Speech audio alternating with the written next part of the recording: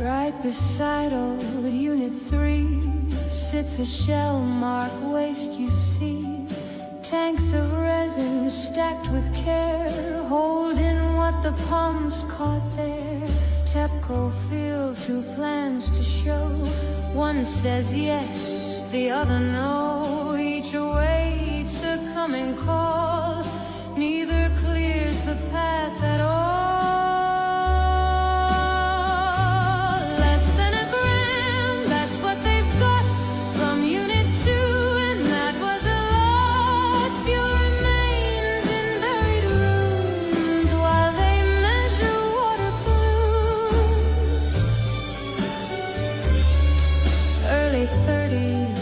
They say when the work might get underway, decommission down the line, mid-century's hopeful sign. 880 tons remain, none retrieved from 3's domain. They debate what space to claim, still the Buildington stays the same.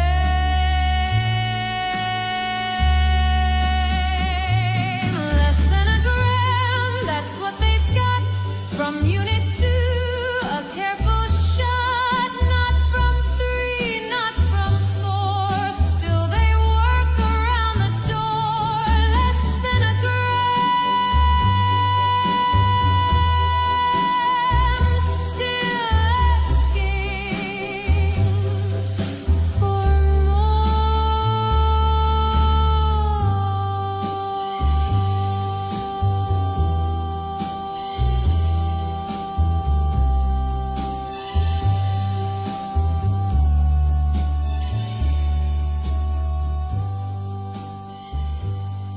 Hello everybody, welcome back.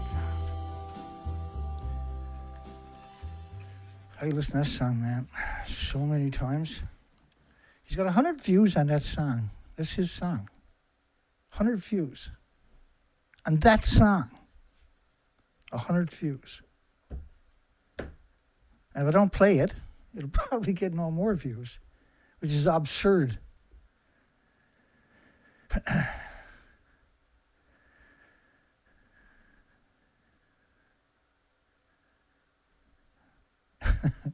James got a new song coming out. Sweet. I think it is. I was working on one anyway. Okay, here we go again.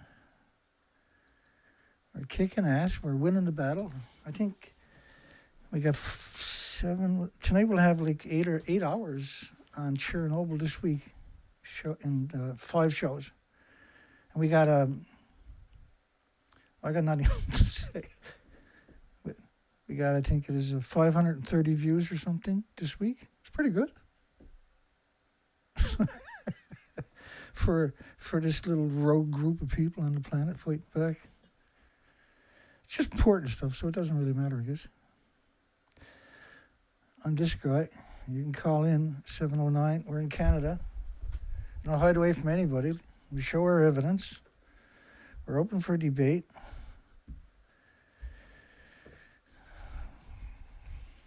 We're going to win the debate because we have evidence to support the reality. At some point, the world is going to wake up. I'm making sure of that. This ship is rock steady. This ship has no fear, has lots of respect, but has no fear. So this is day 5 of Chernobyl's anniversary. My hugs goes out to all the autistic and Down syndrome victims. And everybody with heart problems and liver problems and lung problems and respiratory and pituitary and thyroid and adrenaline and Alzheimer's, dementia, and autism, diabetes, you know, the curse of the atomic plague. Chernobyl, Fukushima. I can't tell the difference. Well, they're both completely destroyed, but that was a graphite reactor, it was a small reactor, it was a new reactor. This was a 30-plus-year-old reactor. They put 5.5 reactor cores at the top of the buildings every decade. So it could be 15 reactors at the top of the buildings. And just because you take it out of the reactor core and put it at the top of the building in the fuel pools, deep, deep fuel pools, it doesn't mean that it's not significant or not a catastrophic event. So you're talking about 9 reactor cores. Each reactor core is equal to about 100 Chernobyls. Because Chernobyl was a new reactor, was a graphite reactor, was a small reactor. And these are pure uranium, plutonium, and reactor 3 was a plutonium mixed oxide reactor. And the sign was about reactor 2 were less than a gram. They were looking to find out what was inside the meltdown. So they didn't get nothing out of this building or reactor 3 apparently. They had to go to number 2.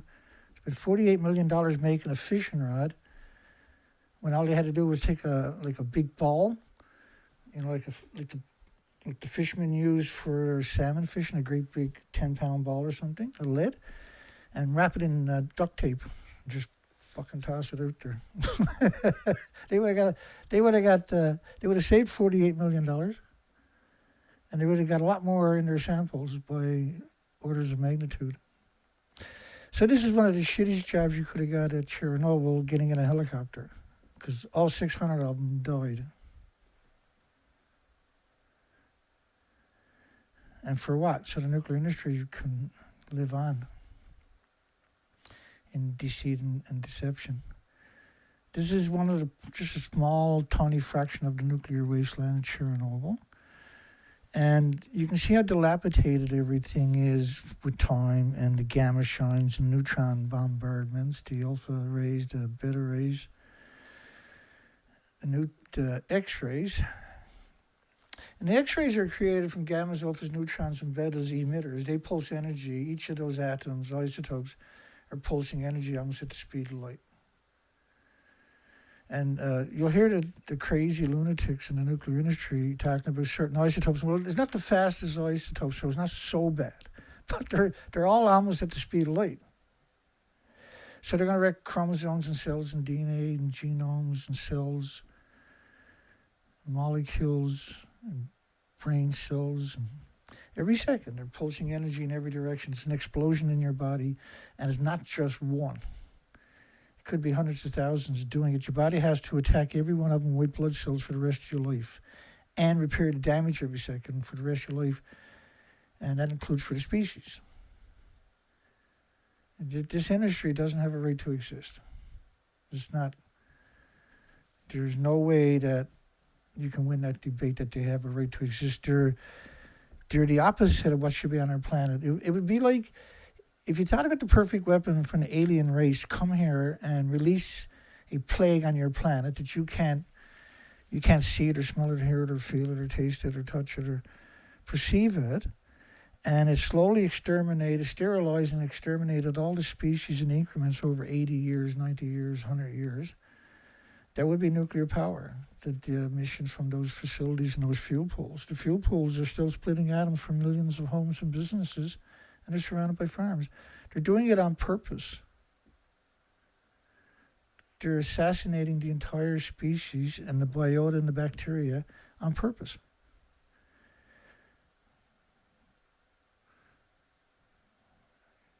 And if you don't fight back, they're going to win.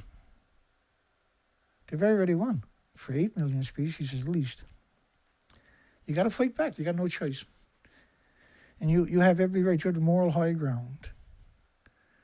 In fact, you're obligated. It's your obligation. Not just under the Magna Cartas or the Bill of Rights or the Constitutions. Because of you are the stewards of this planet. You need to act like it. They are cowards. They fear every one of you. Your voice is the most powerful thing on the planet.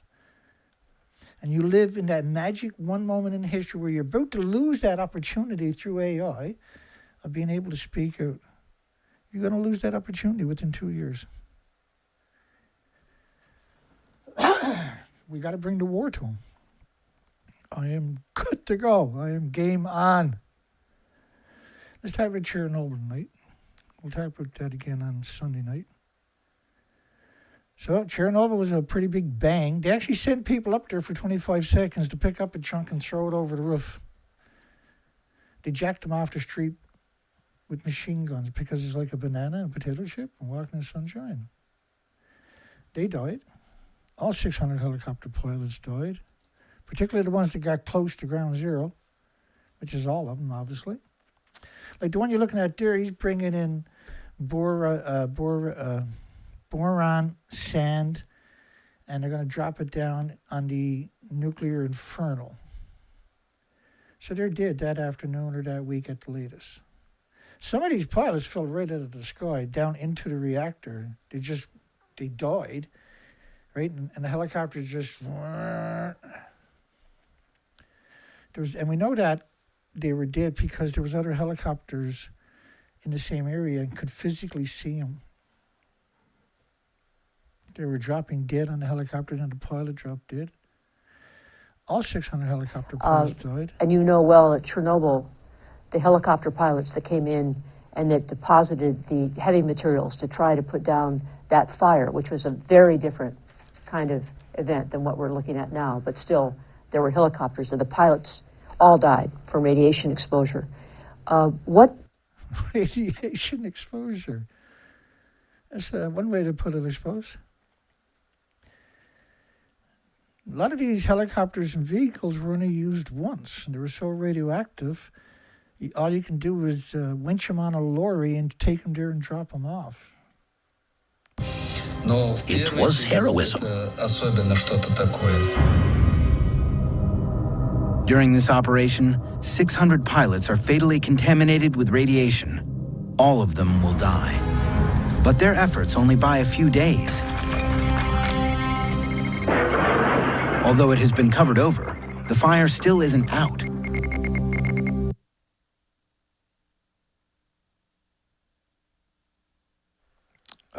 You got to realize that they watched their buddies die, and they still went into the fire and died themselves, knowing they're going to die.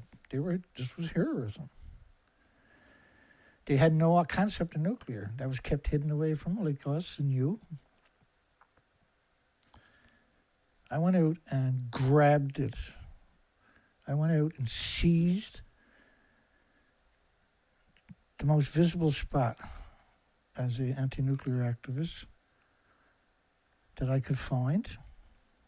That's why I get the big views. I got 17 viewers and 13 likes. Hello, everybody. Is turning reactor physics into a picnic an impressive feat of creative omission and a sick and twisted and demented, spineless, cowardly betrayal? Well, if that's what you said, you'd be right. These are helicopter pilots are spraying a reagent to bond with fuel particulates because they're splitting. The particulates are splitting atoms forever. And so this is meant to coat it and suck up, absorb the radioactive fallout coming from each particulate. And the particulates being spread all around the world, the numbers are way past Google's. You know what a Google number actually is. Because Google is a number. And I guess it had the best sound to it, so they choose that number. It's a big number, right? But each reactor's fuel pool is releasing more than that every single day into your ecosystem, which is typically surrounded by farms as far as you can see. They died. They all died. And so did these guys. They were on the roof for 25 seconds. Their job was to pick up a single piece of the graphite with reactor core and throw it off the roof and then run. They were picked up at gunpoint and brought there and then exterminated. That's got to be the next shitty job you can get. We were covering a story last night where these people in their cars were really radioactive when they were leaving originally. They would have to leave it there, get on a bus, and when they got to where they were going, they would get, in Kiev, they would get if it was too radioactive to leave there, they would get a new car. They would get keys to a new car. I don't know if that's true, but that's one of the stories. It's hard for me to comprehend the nuclear industry has any kind of compassion. I don't say that just to be mean. I say that because there's just hundreds of these abandoned orphanages full of abandoned, disfigured children with autism and Down syndrome, congenital heart disease, and congenital malformations. Abandoned. They don't even have a TV set or a soccer ball. They're completely abandoned in these derelict facilities. They're thrown away in it's just surreal that the industry won't even throw them a bone. Just worthless, heartless people. That's what the reality of this industry is. They're a plague. They're a curse. They're a curse on your planet and humanity and the species. And they're going to have their way. They're organized, they're extremely educated and funded. And they have, if you put them all together, not a single one of them has courage. Every one of them are a coward. They all live and slither around in dark places. The variability of Chernobyl's cesium retention in the water column of lakes in the English Lake District 2 years and 4 years after disposition. What they're talking about is, this will give you an idea. In the United Kingdom, there was 9,400 farms were not allowed to sell their product or raise product because of radioactive fallout. 9,400 farms. So does radiation only land on farms? And in this case, sheep farms. Because it's presented to you kind of that way, right? Not kind of that way. That's how it's presented to the average person. That's what they're going to think. Poor sheep farms.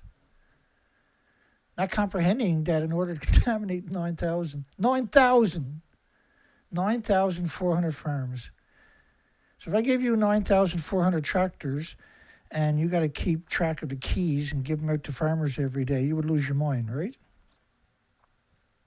It'd be a boring job and it'd be an insane job, wouldn't it?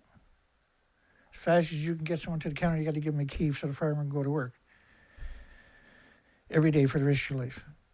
That's your job. So it's a lot. But you can't contaminate, which you're talking about the entire country's sheep farms, which meant all of their vegetable farms, all their fresh water, every one of their communities, their entire country was blanketed. And the reason that the nuclear industry is so powerful in the United Kingdom at that point, right? It was all about weapons. The fuel cycle was about making weapons. So Chernobyl was the same thing. So they should have banned in Ireland, Scotland, and the United Kingdom. Long-range transport of iodine-131 other radionuclides from the Fukushima accident in the southern. That shouldn't be there, but it reads. So this is a Chernobyl radioactive fallout. Now this model is kind of, I'm just going to go back and play the video, and then I'm just going to use different screen captures from different moments. So this is the Chernobyl model. This is important, actually, so you can understand the rest of the presentation tonight. So notice this plume is like a little plume, and it's traveling. It's just this little puff, right? But it's not. It's a continual emission from the site. It's still going on today. So it's not like a little plume. It's a continuous plume that ultimately consumes the whole planet. Like Chernobyl's plume, Fukushima's plume, that's 20 days. All the models of Fukushima shows this distribution. These models from Fukushima, by the way, are only based on venting. Let me come back to this one. So I'm just going to play it up. But look how the plume is. Because the new modelings, because this is 40 years ago, right?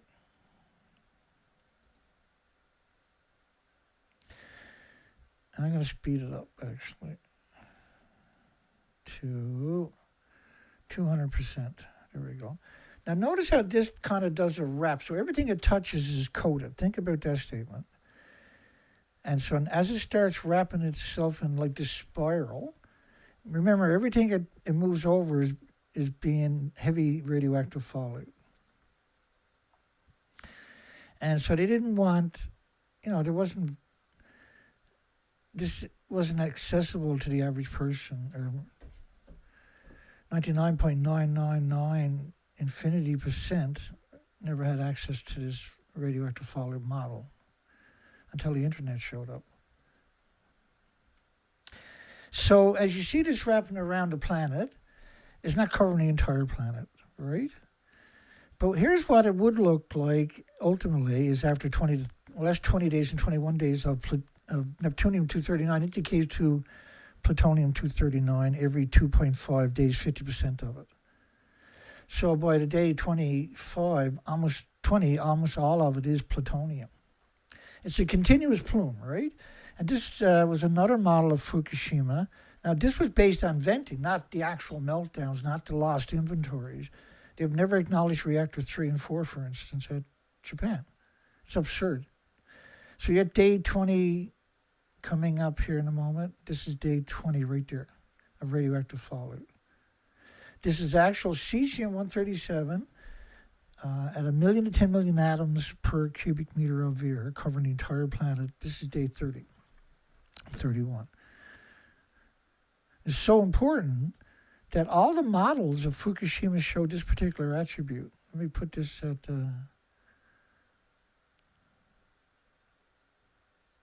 That's day 20. And Chernobyl would have done the same thing. So that's important for what we're trying to do tonight. This was the French government. This was based on detectors in North America showing a spike of 1 million to 10 million atoms of cesium-137 per cubic meter of air. And cesium-137 pulses energy that hurts everything with replicating cells 600 feet every second. You wrap the planet in something that pulses energy at the speed of light every second. Think of an invisible snowstorm covering your planet, and each one of these flakes, which are actual isotopes and atoms, and way smaller by an insane scale, are still pulsing energy every second, 600 feet. But to have that plume, you can't just have cesium-137. So when you see in this model here, remember, you're actually looking at this model here because of the time frame that we're talking about on that particular model. Here we go. Transport of iodine. So if you got, for every iodine-131, there's 10 times more iodine-132, and 30 times more iodine-133, and 31 times iodine-129. The iodine-132 and 133 are 9 times more effective than the iodine-131. The iodine-131 is incredibly effective, and what happens is all the species, and we're a species too, but all the species are producing radioactive hormones for the rest of their existence. And every new baby born is starting off with mutated thyroid glands, and they're producing radioactive hormones for their entire development for every species. In other words, can't be just iodine. If iodine can go through the grass, the cow, to melt the pathway into humans, guess what else is? All the other isotopes are doing the same thing. Now, Chernobyl still shows a significant, right? Even though it's not accurate, it's the old model. The new model shows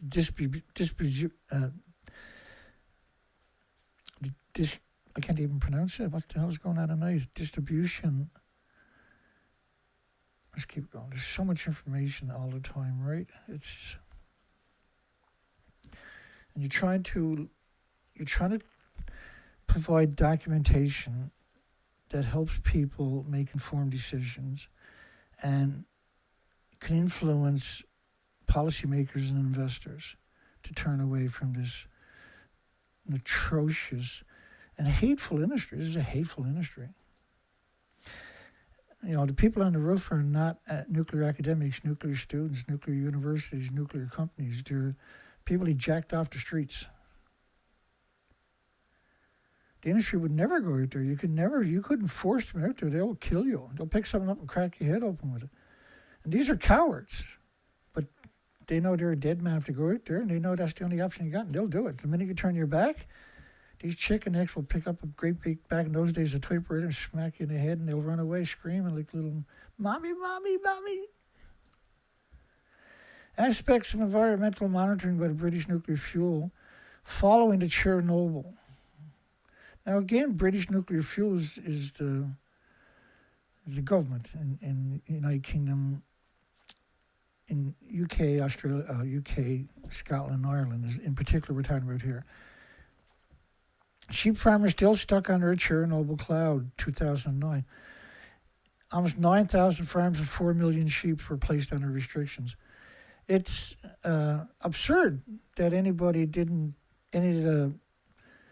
the anti-nuclear downer didn't say, well, we contaminated all the drinking water, we contaminated all the other farms. It doesn't just look for sheep farms, morons, bird brains, stupid. Nobody came out and said that back in the day. Now, well, we had radioactive fallout from Chernobyl. You covered all of Europe to get there. You buried all of Europe in radioactive fallout. And we got the evidence of that because of the studies you've done on Europe after Chernobyl.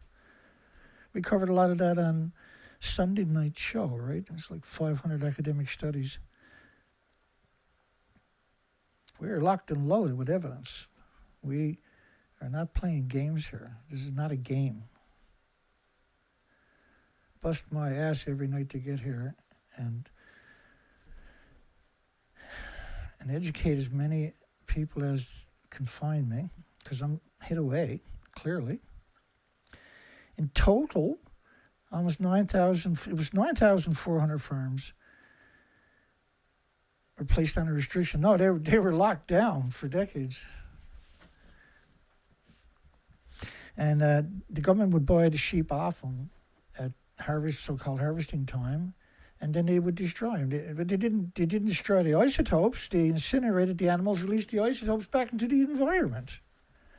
You can't destroy the isotopes even in like incinerators. 3,000 degree Fahrenheit temperatures won't do it. And when they're burning, they're 9,000 degree Fahrenheit temperatures. So you got to get way above 9,000. We don't have anything to contain 9,000. Radiation come from 3,000 miles away and you couldn't see it, which meant you coated all of Europe, which meant you coated all your drinking water, all your communities, all your playgrounds, all your schools, all your resources, all your air, all your vehicles. Everything was coated to get there. No, Dana, it only went to the 9,400 farms, Dana. The sheep farms. It doesn't like other places. It's radiation. It's really, really smart. M-A-R-T, smart, Dana. Oh, you shit for brains. You didn't fight back since Chernobyl? What the hell is wrong with you? You fell for that story? Well, it only went to the sheep farm. I don't even eat that fucking shit, so I don't care. Good God, man. And then you turn around and raise your children there and pretended that it only went to the sheep farm. Don't worry, we won't feed the kids sheep. That's your rationale? That's your fucking critical thinking skills? Good God, man. You're morons.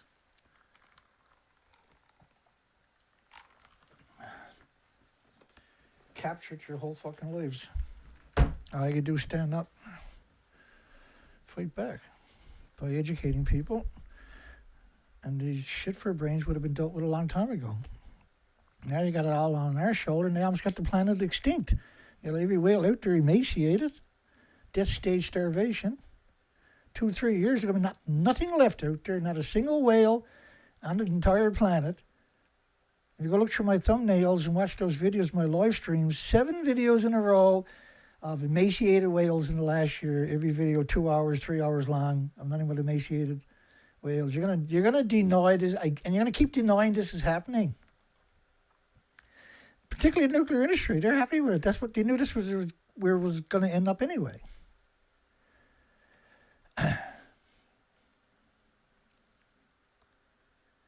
Cowards. And we put our phone number up there constantly and never come here and challenge us. They just assault me. That's all they do. They attack me. And they always hide away, right? They just hide away. I don't hide away from anybody. I got nothing. I didn't do nothing wrong. I'm not a bad fucking person for telling the truth and educating the population. Don't ever fucking say I am either. I'll crack your fucking head open when I catch you. You're a piece of shit. You're a fucking scum. The world will tear you apart. They catch your fucking asses what you got done to this planet. Contamination of food in Czechoslovakia by cesium radioisotopes from the Chernobyl accident. Really, in Czechoslovakia? You sure? Made it to Czechoslovakia? Don't worry, though. It only went to the fucking sheep farms, right, in Czechoslovakia. How come they didn't tell us that story? Pregnancy outcome in Sweden after Chernobyl. Gee, really? In Sweden?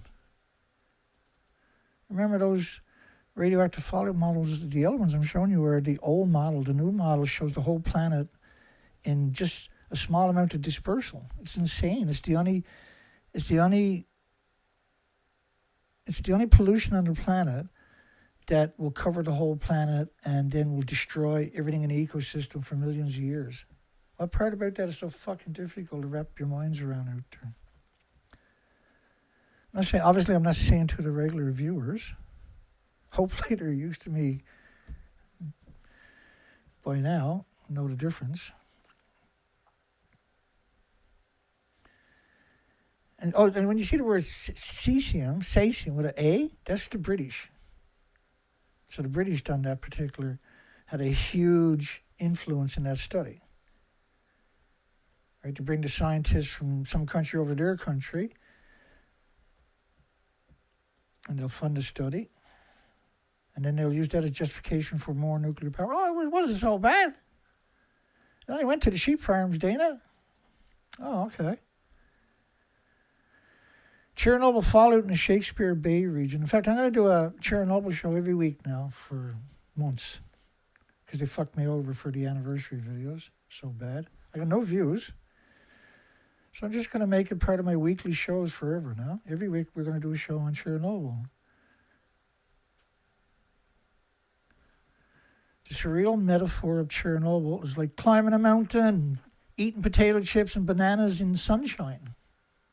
That's what they've been telling you for 80 years, by the way.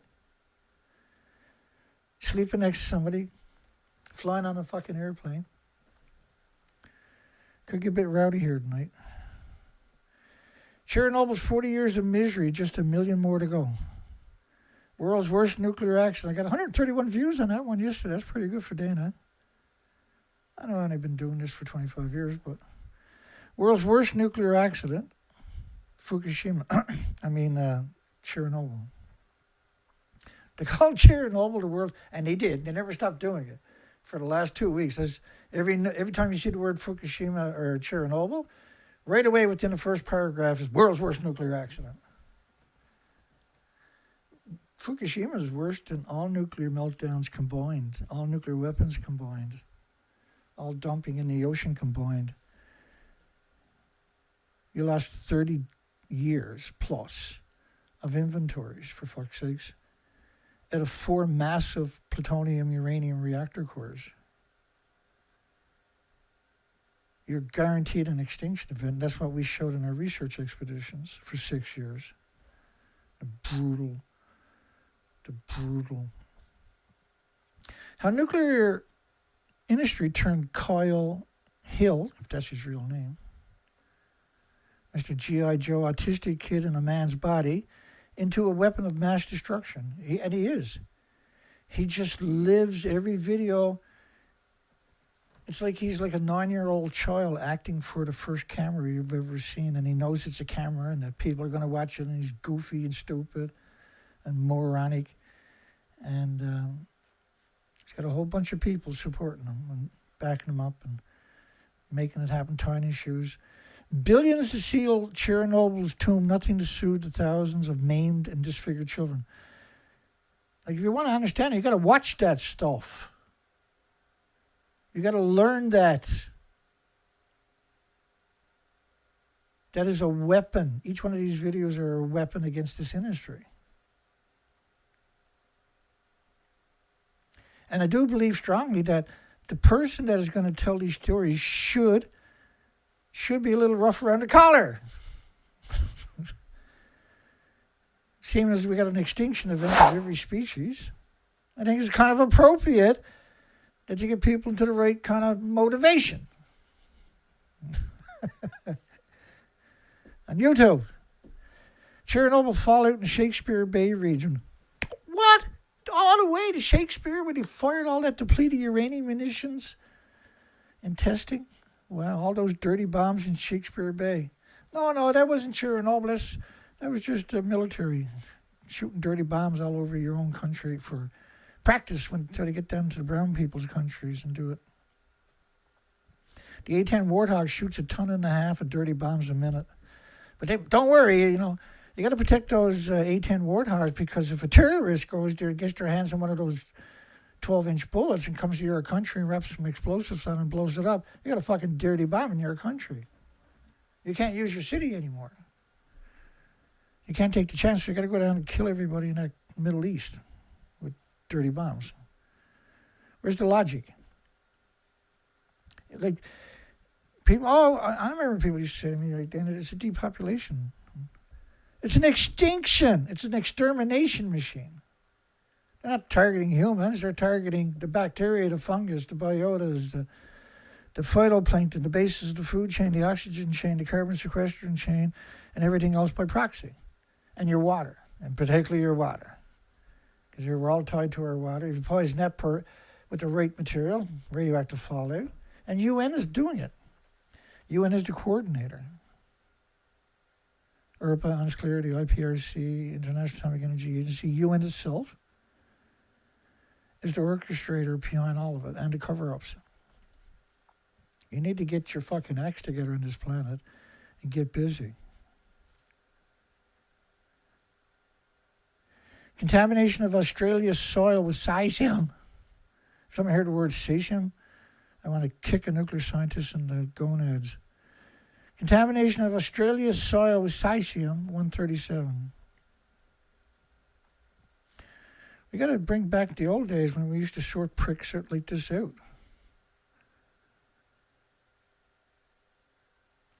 They fuckers like this back in the day would get the shit kicked out of them and left at the low tide line. The autopsy would say he died by drowning. They couldn't crawl from the low tide line. They drowned there. And that's the reason the nuclear industry got away with it, because we stopped taking these monsters and dealing with them. And we said, the police will deal with them. They'll catch them eventually. If they don't violate their rights and they got time and they're not drinking fucking coffee and eating donuts, they'll get it. Back in the old days when I was young, we used to deal with our fucking problems. They weren't no problem very long. Contamination of Australia's soil with cesium-137. Cesium and perch in Swedish lakes. They closed fishing in the freshwater lakes for 30 years. And then Fukushima happened. He's like, fuck it. And I got fucking fish all you want. We don't care anymore.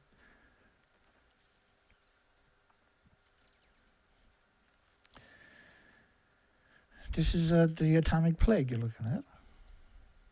It's forever. It never goes away. Every isotope you've ever made is still out there. Even if it's decayed to lead, it's still anthropogenic, man-made, radioactive lead. It's not lead. It's not Mother Nature. It's not the stuff from the solar system. It's man-made. It's still producing energy. It will destroy chromosomes and cells and DNA in proximity forever and ever and ever. Transport of cesiums and americium, plutonium, to the Baltic Sea, which is like 600 miles away.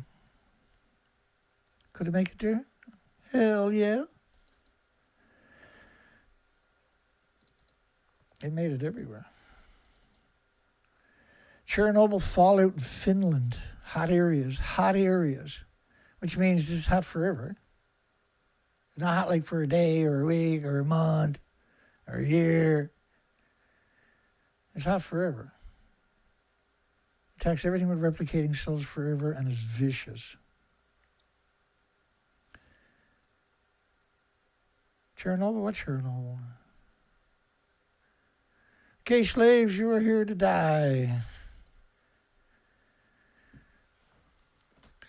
You go up on the roof.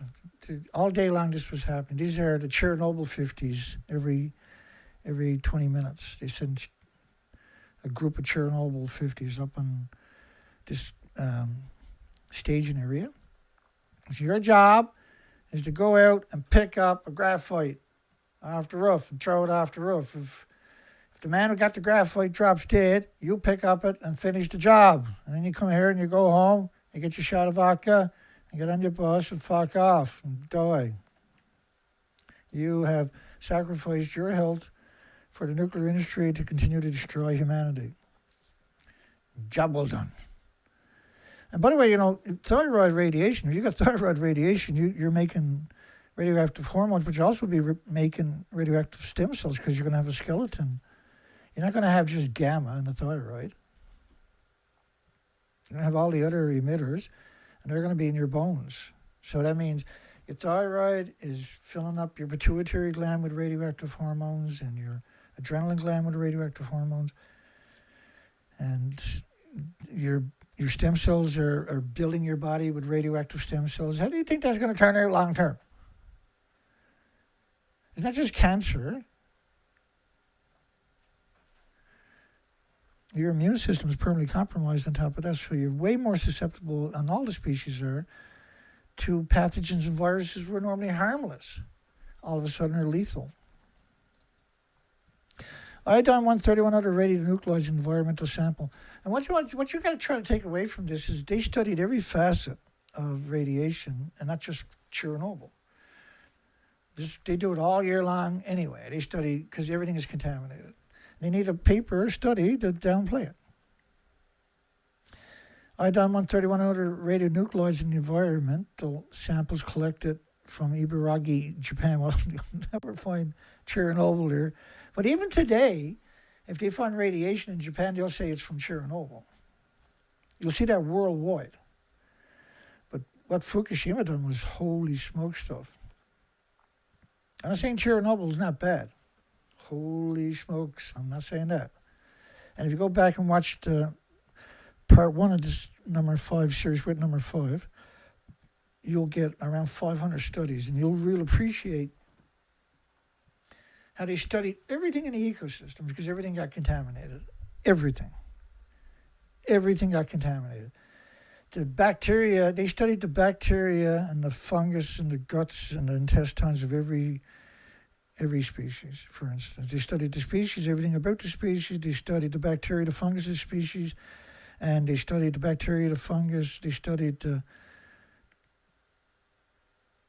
microscopic animals in the excrements of all these lab rats because they're going to find radiation there, and they can get funding for it and quantify it because they knew it was going to be there because they were poisoned with radiation. When you got radiation, your whole, it's not just you getting, they like to call it an injury, right? You're being poisoned, so is every species. That's not a friendly industry. That's an industry with very bad intentions. You need to go to war. Let me see your war face. Let me hear your war cries. Thyroid radiation doses in Britain are rising from the Chernobyl. I want to see blood and gore and guts and veins in your teeth. I can't say the other part, but thyroid radiation doses in Britain but they will. They're planning on destroying your health, destroying your friends, your families, your loved ones with brutal cancers and illnesses and diseases and autoimmune deficiencies. They're counting on that. They're buying shares in the pharmaceutical industry because the doctors are going to send you, going to say that's a radiation injury, so we got to send them this stuff to this particular pharmaceutical concoction. You're being targeted, and now with AI and your cell phones, they give them more data you could ever dream of. They got us in a pretty bad spot. Thyroid radiation doses in Britain are rising from the Chernobyl accident. Thyroid. Now, so, of course, Britain had a nuclear meltdown in 1957. At Windscale, they actually changed the name of it. It was a plutonium mixed oxide breeder reactor attempt that melted down and still releasing 8 million liters of hideous radioactive sludge into the Atlantic Ocean every day. And you can't go to any beach and take a little cup and dig it up and without huge amount of americium, neptunium, strontium, cesium, and everything else. You can't do it. You can't do it in any of the farms or fields. And radiation doesn't just look for sheep farms. I know that sounds fucking crazy. I know that's insane. I know that's madness to suggest that Britain was only the sheep farms. Yeah, a couple of them, Dana. No, 9,000, actually 9,400. But don't worry, your potatoes and your turnips and your carrots and your beets and your fruit trees, that was all safe. All the cow's milk was perfect. No worries. Cows won't accept radiation. They'll only eat the grass that's not radioactive, Dan. Oh, okay. You must be from the nuclear industry. No, just 9,400 sheep farms. It didn't attack your playgrounds and your schools. It didn't attack you. No. The industry would tell you. They love you. They wouldn't lie to you. Got an itchy foot. Ah! That's my war cry.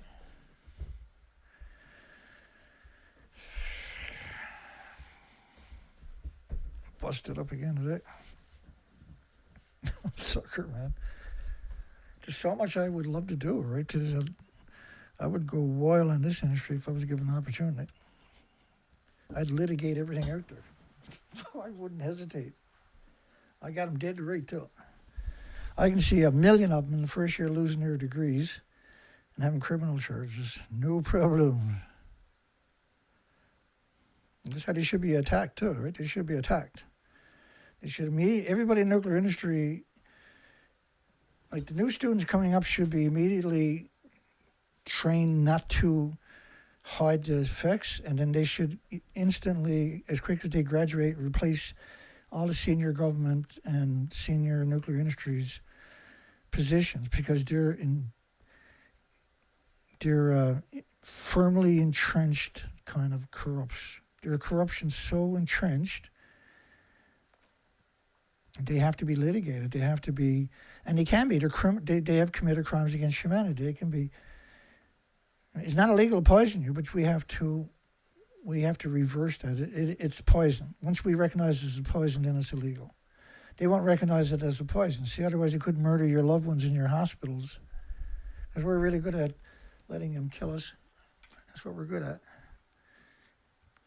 No, it was just 9,400 sheep farms in Ireland, Scotland, United Kingdom, but not the fresh water. No, not the ear. Forever, all day, every day, being complete.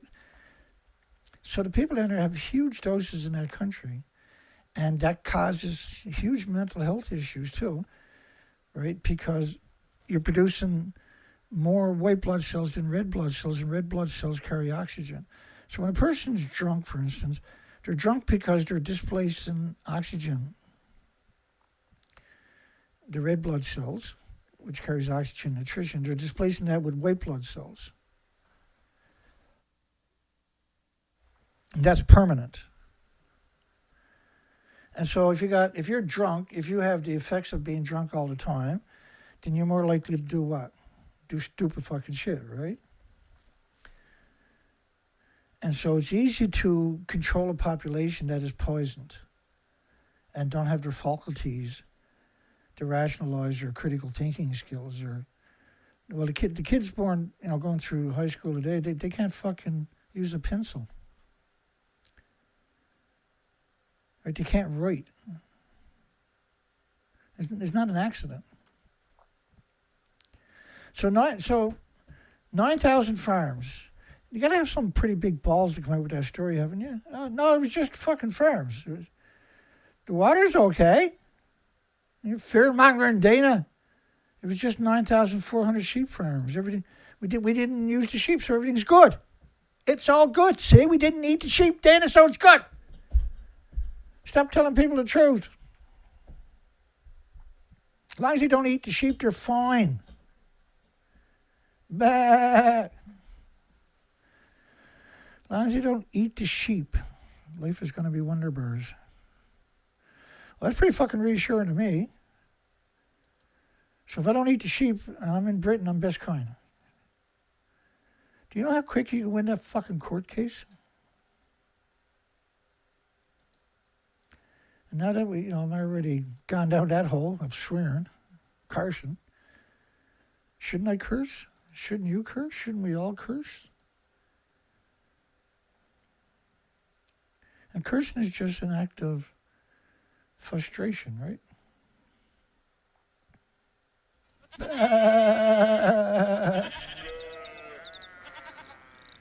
It's turning reactor physics into a picnic. Bananas, potato chips, and walking in the sunshine. That's what that means. An impressive feat of creative omission. No, well, creative omission is telling everybody that just we're not going to eat the sheep, so you're okay. You're safe. You're safe. You're safe. You were safe. Feel better? You were safe. You didn't eat the sheep, did you? Well, shut the fuck up. Nothing happened to you. You're okay. Get up, go to work, pay your fucking taxes, keep your mouth shut. Don't eat the sheep, stupid. That's all. You'll be okay. Shut up. Nuclear loves you. They're your fucking friend.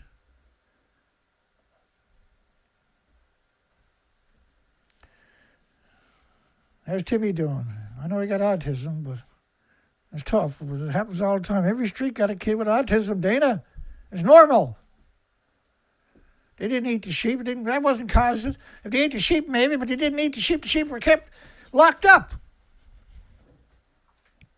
So it couldn't have been nuclear. Gave all those children. They had cancer clusters up by Windscale, known as Sellafield now, right? This is where they're reprocessing fuel for the whole country into weapons. And the releases in those areas are catastrophic. And they're with, I can't remember the distance off the top of my head of Windscale and Crumbia. It's not very far. But they have cancer clusters, leukemia clusters of children. So the British nuclear industry produced studies saying that it was caused by the common flu, is what caused leukemia. It wasn't nuclear. No way. Nothing to do with the nuclear. It was common flu that gave them leukemia clusters right alongside of a nuclear meltdown at Sellafield Windscale. It wasn't the meltdown at Sellafield Windscale that caused cancer clusters. My God, Dana, that's a terrible thing to say. Fucking common flu. I know when we first, quite a few years ago, we started showing that study. And they have other studies supporting it, right? It wasn't nuclear meltdown. Yo, fairmongering. Yo, fairmongering. Closed 9,400 sheep, and everybody was like, bah, bah. We're safe. Just don't eat the fucking sheep. Honey, you didn't buy sheep today, did you? I did.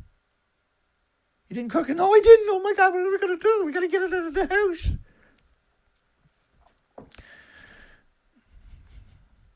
We don't need it. We got all the vegetables from the local farmers. Yeah, they live right alongside the sheep farmers. They're farming right alongside the sheep farmers, but they're okay. They're safe. You contaminated all of Europe in order to get there in the first fucking place. 3,000 kilometers away. 3,000. I don't think it's 3,000 kilometers.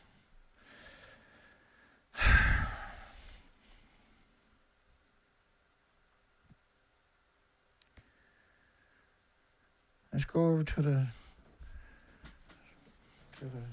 how far? Because my viewers won't do the math. I got to do the math. They won't do the math. Put it in the comment section. Give me a break once in a while. No. Sit back and watch the show. That's all you want to do. How far is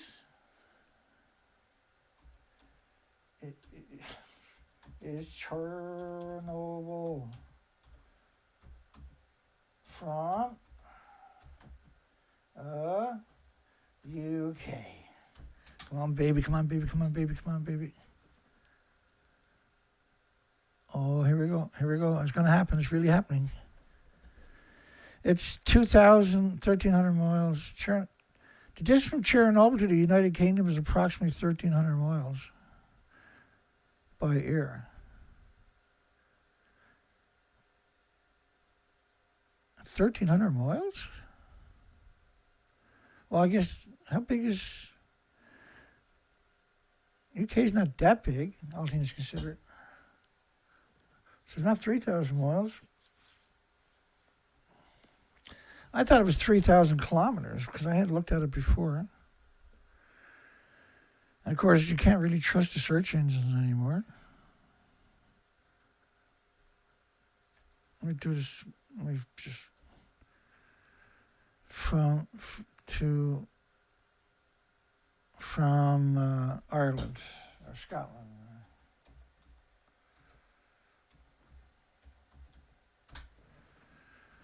Maybe I'm an idiot. 2,000 miles, 3,296 kilometers. That sounds more like it, because when Ireland, Scotland, and United Kingdom, that's where the 3,000 farms. 3,000 miles away and you couldn't see it.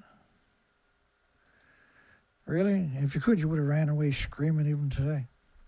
Transfer of radiocesium via reindeer meats to man. The effects of countermeasures. Really? You got countermeasures for reindeer, do you? They're sprinkling potassium and all the fucking rocks and lynching that they're eating, are you? Well, it didn't work out very well, apparently. Dry and wet disposition of Chernobyl aerosols in southern Finland. It is everywhere. Except for the drink water in the farms. You know, except for the sheep farms, of course. But it's outside of that, it was in Finland. It was everywhere. It showed up everywhere. Sweden, Finland. But don't worry, as long as you didn't eat fucking sheep, you'll be okay in Ireland, United Kingdom, and Scotland.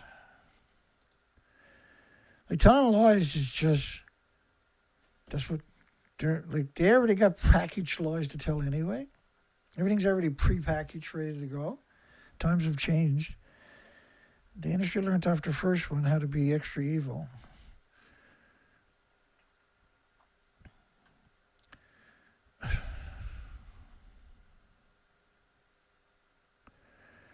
Say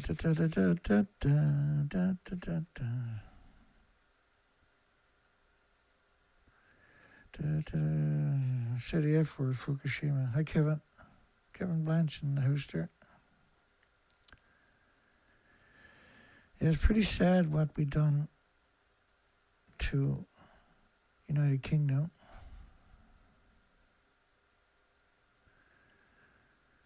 James Laguerre, you're welcome.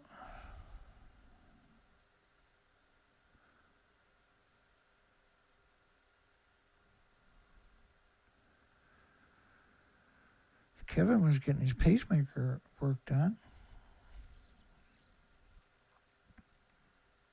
I was wondering about that last year, actually, because his pacemaker, he was getting surgery on his heart at the same time as I was. We were both in intensive care at the same time. How bizarre was that? I got 7 stents put in. Excuse me.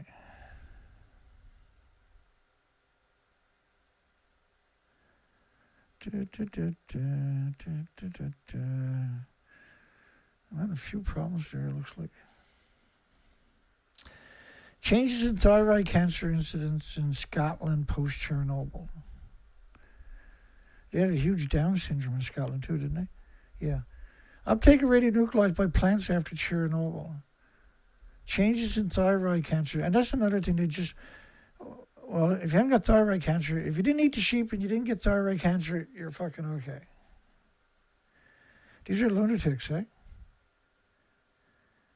Like every cancer you can imagine is what you're going to get. Like let's look at just a single exposure to dogs. Man's best friend. Scientist's best friend. Dogs. No mercy from the scientists.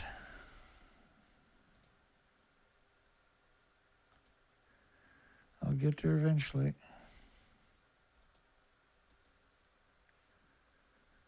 We're going to do a Chernobyl show now every week.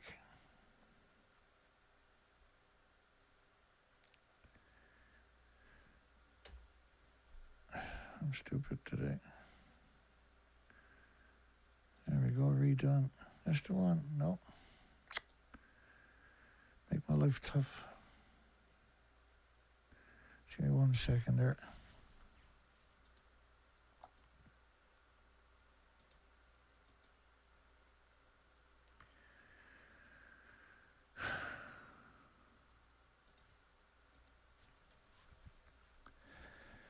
I'll get it this time. What's up?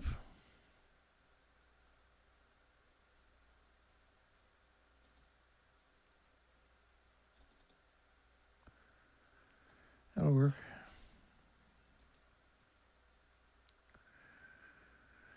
By the way, curium isotopes are the major byproduct, not cesium, not iodines.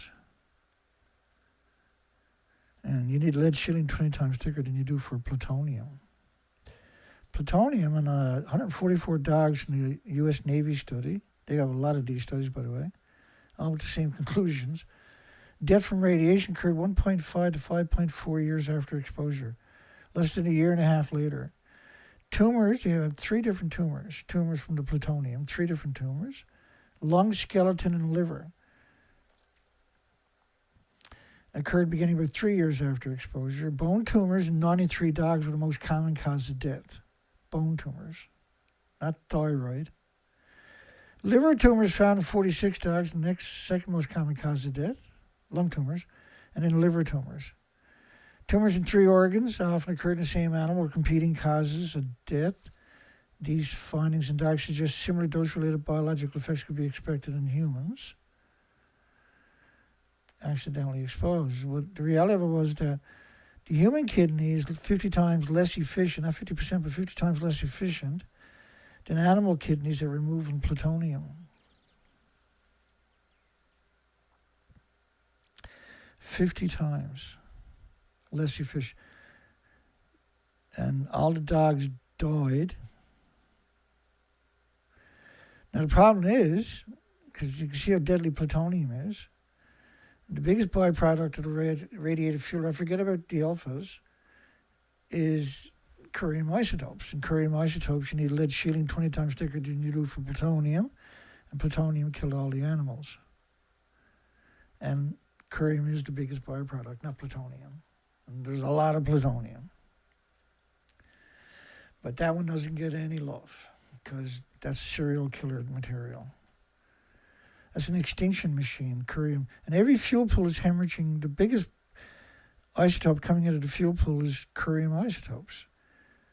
And that is why almost every single reactor on the planet is surrounded by farms as far as you can see from satellite. They love you so much. As long as you don't eat the sheep, you'll be okay, dear sheep. Uptake of radionuclides by plants after Chernobyl. Talking about pharmaceutical plants. I got lots of studies talking about pharmaceutical plants where they use potassium in Chernobyl exclusion zone to grow pharmaceutical plants for medication. Like, evil doesn't even scratch the surface of how wicked this industry actually is. Like the bread basket for wheat, which is, pasta, pizzas, donuts, you name it, batter for your deep fried food, whatever, is dependent upon wheat. And the biggest supply, the bread basket for wheat is Ukraine, which is a confirmed insidious nuclear wasteland. And so is everything else in Europe and North America, because it's just a Chernobyl. They didn't give them paper suits down there, thank goodness, like they did at Fukushima. They gave them sheets of lead and they just punched holes in it and got string and tied it on and ran out there. Right, and they would pick up a block of fuel and throw it off the building and go home, never come back again. And they were taken off the streets at gunpoint a lot of the times on buses. We're talking about hundreds of thousands. Measurements of cesium and 134, 137 in a year, an estimation of internal doses of an adult exposed, of an adult. And he said, Shangjango, Jingba Hong, Mingo Wang. All these sophisticated. They wouldn't lie to you at all. All of these should be arrested for producing false studies, right? It wasn't just that one application, for goodness sakes. It was only the sheep farms. It wasn't anywhere else, Dana. Yeah, travel all the way there, absolutely. Incidents of legal abortions in Sweden after Chernobyl. Man, we got a whole folder on this right throughout Europe. And they're the lucky ones, unfortunately.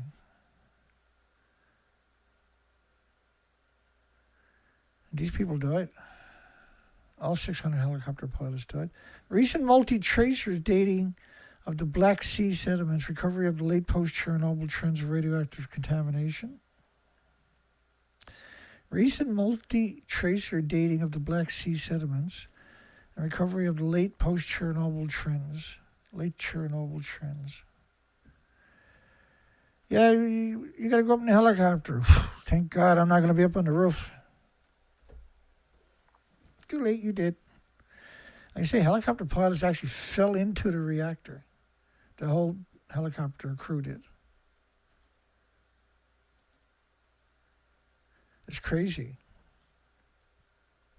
The industry knows all of this. Everything I'm showing you is they studied every part of the ecosystem and found it. No matter what they studied, they found it. Except for the United Kingdom, they only found it on sheep farms, of course. But everywhere else now, it was incredibly contaminated, every facet of the ecosystem. The effects of historic radiation doses on the frequency of sex-linked recessive lethals, they're like a little hamster kind of species, if I remember correctly. Don't quote me. Reproduction is an interesting one of freshwater crustaceans along a gradient of radionuclide contamination at Chernobyl. They studied everything. There's nothing they didn't study. They found it everywhere.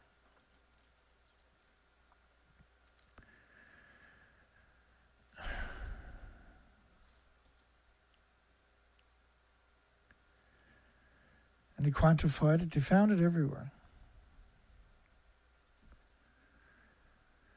Nuclear accidents, nuclear events, nuclear meltdowns, not accidents, nuclear meltdowns. Don't call them accidents. They're perpetual emitters anyway. And Fukushima led to contamination environment will persist for many years, many millenniums.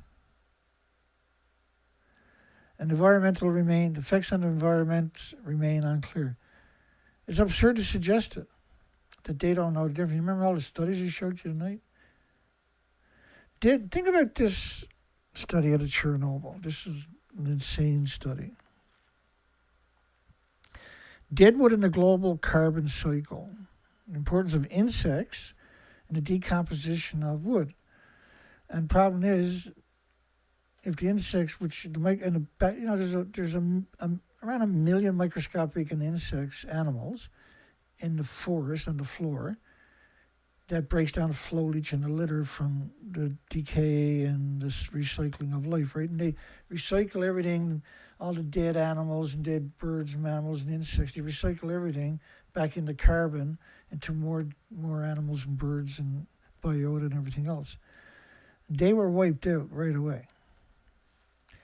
And so they have intense forest fires liberating the isotopes back into the environment because the stuff doesn't break down. It just becomes tinder dry. It doesn't absorb water anymore. That's why we're seeing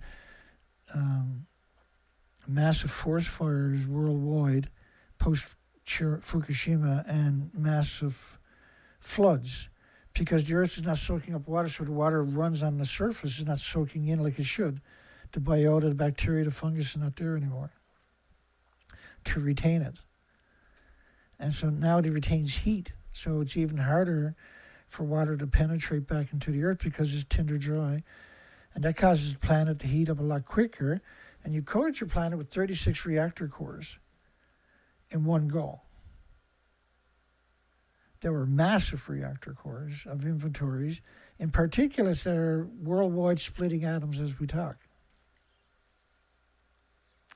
Like when you think about anthropogenic pollution, think of all the studies you can get for the Trans-Pacific corridor of pollution coming over from Asia. So you're talking about huge particulates, huge particles, huge stuff that will jump into the jet stream and come right across to North America and coat it and add to the pollution indexes. That was well established for a very long time. And, you know, I used to hear the nuclear experts on TV saying, well, plutonium is more about fear-mongering, and it's a heavy isotopes, so it won't travel very far. Well, all atoms are the same size. And you put 200 million atoms at the head of a needle. You can't see it. And so suggesting that the big particulates from industry in Asia that can come over through the Trans-Pacific corridor, the wind corridor, the jet streams, and add for extensive months at a time to the pollution indexes in Canada and the United States, but that the microscopic anthropogenic man-made isotopes from these events, not accidents, events, they built it right on the tectonic plates with a 3,000-year legacy of massive tsunamis. And so they knew at some point this was going to happen. And they put a lot of these reactors, all the reactors at the top of the buildings in the worst possible spot. No way to recover it, despite what Dutch Sink, the piece of shit, was saying. Decomposition of wood and the recycling of nutrients it contains are among the most important processes to take place in the forest. So the recycling of the nutrients and the carbon into more species, right? Carbon's good because we got to have carbon so that life can recycle. If you demonize carbon, then you're demonizing the birth of species and the ecosystem, floras and faunas and plants and trees and pizzas and everything else. Higher levels of participation accelerate the decomposition in warmer regions and slow it down in regions where the temperatures are lower.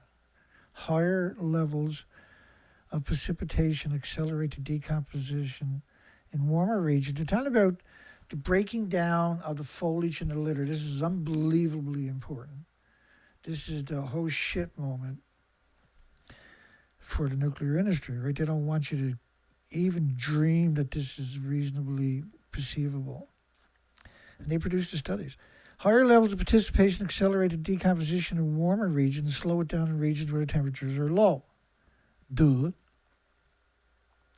In other words, you got more biota. You got a million creatures in the warmer temperatures, and you got 100,000 in the colder temperatures, maybe. So yeah, it will break down different, but there's not so much. Reduced colonization by soil invertebrates irradiated decomposing wood in Chernobyl.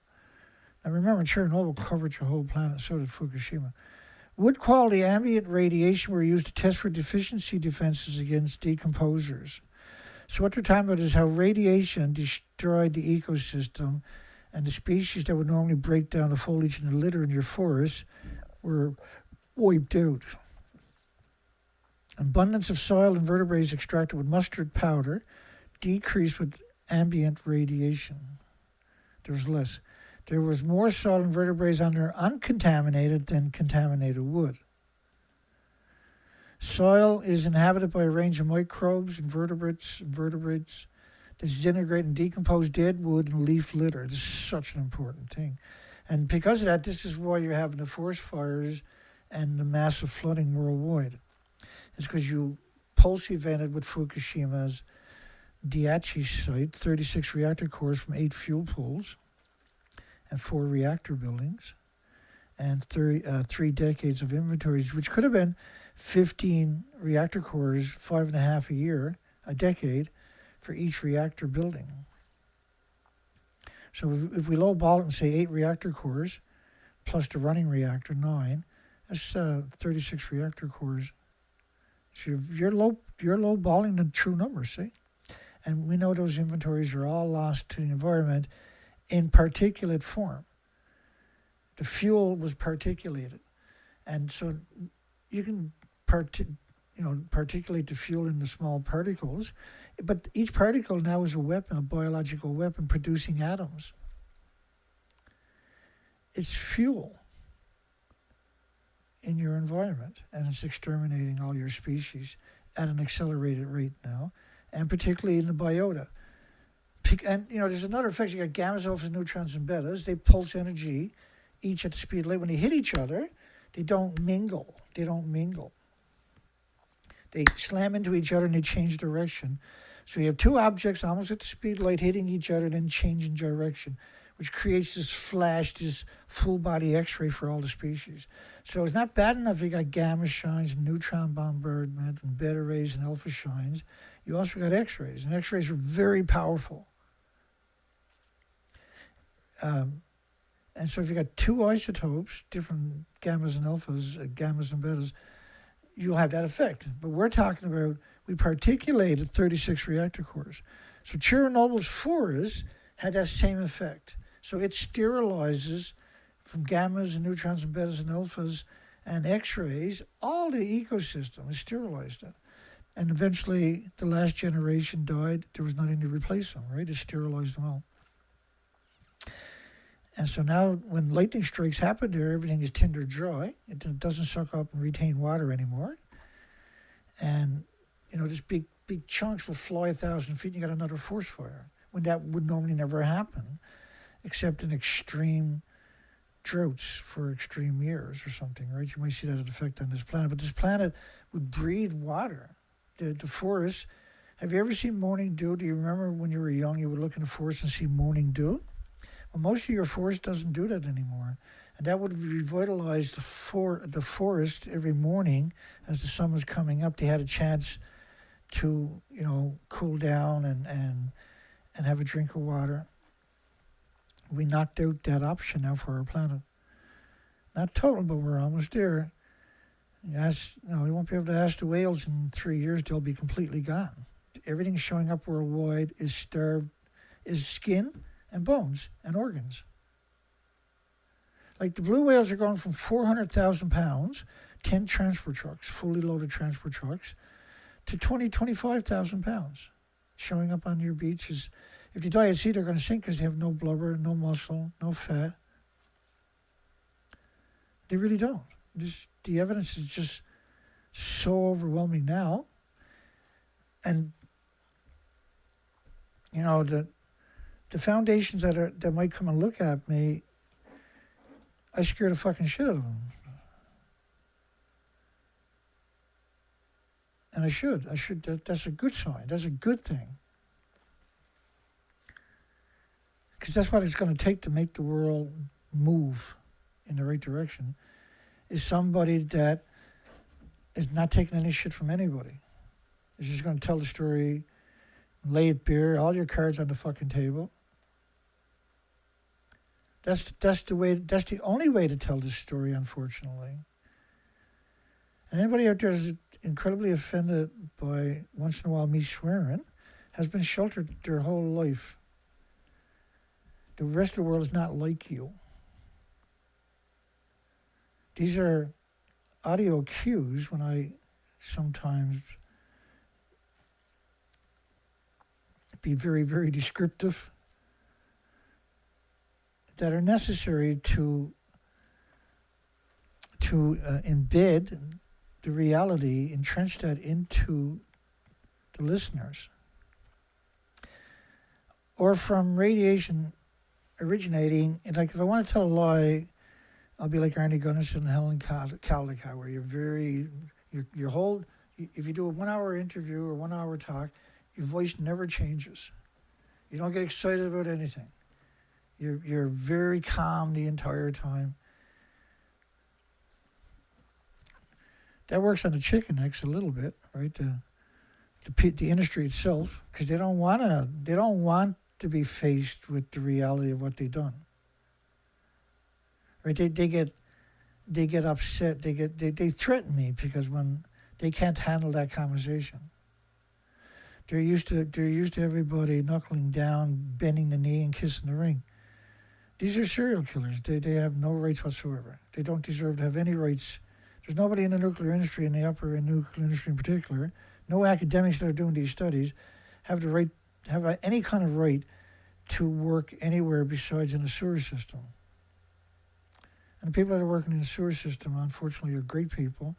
Putting them in there is probably not a good thing. They should be sent to Chernobyl, and they should be sent to Fukushima and given a lead vest or a paper suit and thrown into the fucking fire and pick up a fuel rod. And when he dies, the next nuclear scientist runs in and picks it up. When he dies, when they're all fucking dead, the world's a better place. The next generation won't tell these lies and won't follow these stupid routines that we're looking at for 80 years from the nuclear industry. It's an incredible betrayal. It was the biggest breach of academic science in human history, period. And it'll never be conquered. It'll never be knocked off that pedestal. Or from radiation originating from nuclear accidents such as Chernobyl. These are not accidents, these are events. Fukushima, my goodness, that was 36 reactor cores. 36 reactor cores. 36 reactor cores. 36 reactor cores at Japan were lost, and these were each massive reactor cores.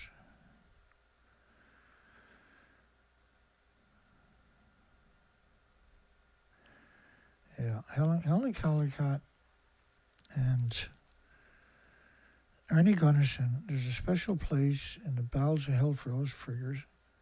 What they done was just unconscionable, and continue to do is unconscionable. It's unconscionable, the lies they have told. The cowards of the cowards. Or from radiation originating from the nuclear accidents such as those at Chernobyl, Fukushima, and 3 Mile Island. Fukushima is worse than all nuclear meltdowns in history combined. All nuclear testing in history combined still can't match up to a Fukushima event. That is a terrifying statement. We used experimental manipulation of wood quality due to differences in exposures to ionizing radiation among tree trunks and ambient radiation levels of the soil to test the hypothesis that radioactivity contaminated wood would result in a negative correlation between the abundance of the biota colonizing slices of wood and levels of radioactive contamination.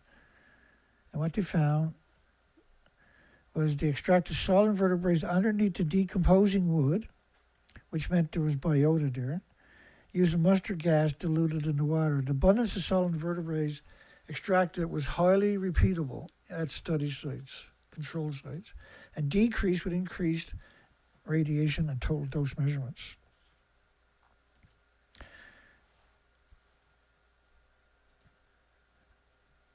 Thermolucent dosimeters, 4 10-centimeter thick slices of 70-year-old Scotch pine deposited 20 sites in the vertebrates, taxa, colonizations. Their abundance was accessed each year from 2014 to 2017.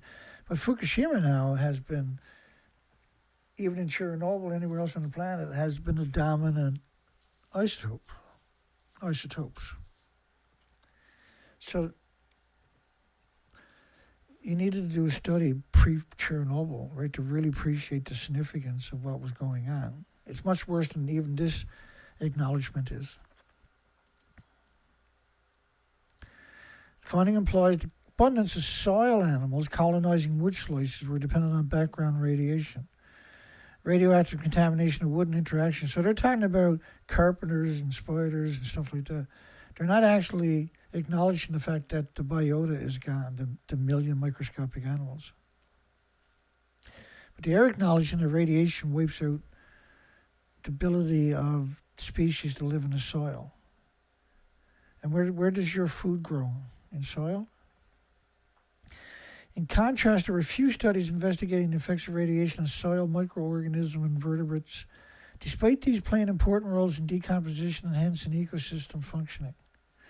Well, if you look at our research from 6 years on the Pacific coast, and I know Kevin was down in the United States doing the same thing, Kevin Blanche, the species are gone symmetrically throughout the whole North American coastline. That's not up for debate anymore.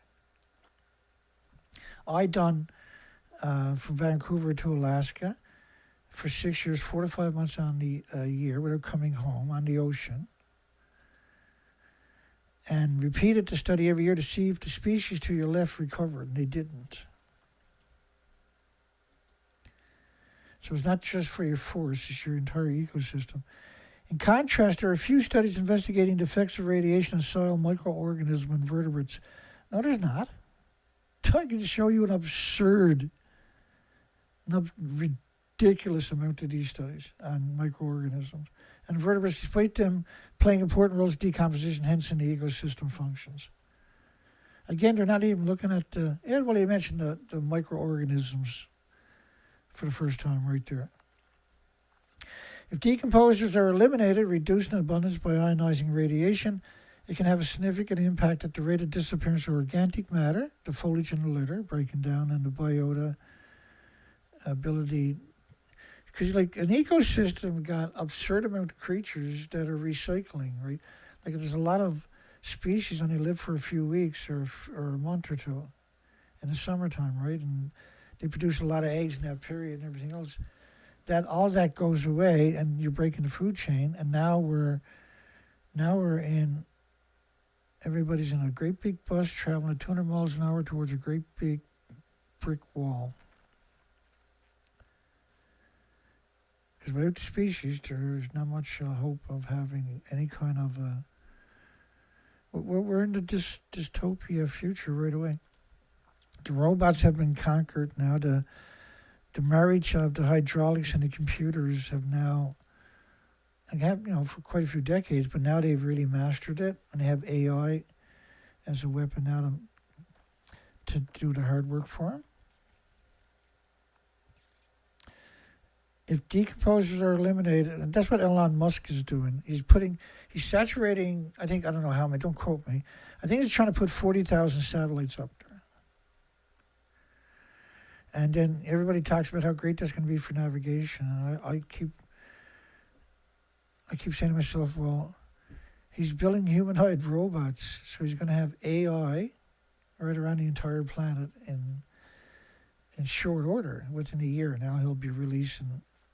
And the robots they're building can build their own robots. They can run the entire factory, every step of the factory, right out of the comic book stuff. And they'll have enormous power from the satellite where all the robots can be updated on the drop of a hat worldwide at the one time. Because the planet is circulated with satellites. Right? We have China coming out with armies of humanoid robots that are incredible. Jump back spinning kicks, jump back hook kicks, will kill any human out there with it. Will kill any human with a single kick. And they're doing the kicks already. Imagine what it's going to be in 6 months or 12 months or 2 years. Or like in 2 years, it's going to be ridiculous. Let me put it this way.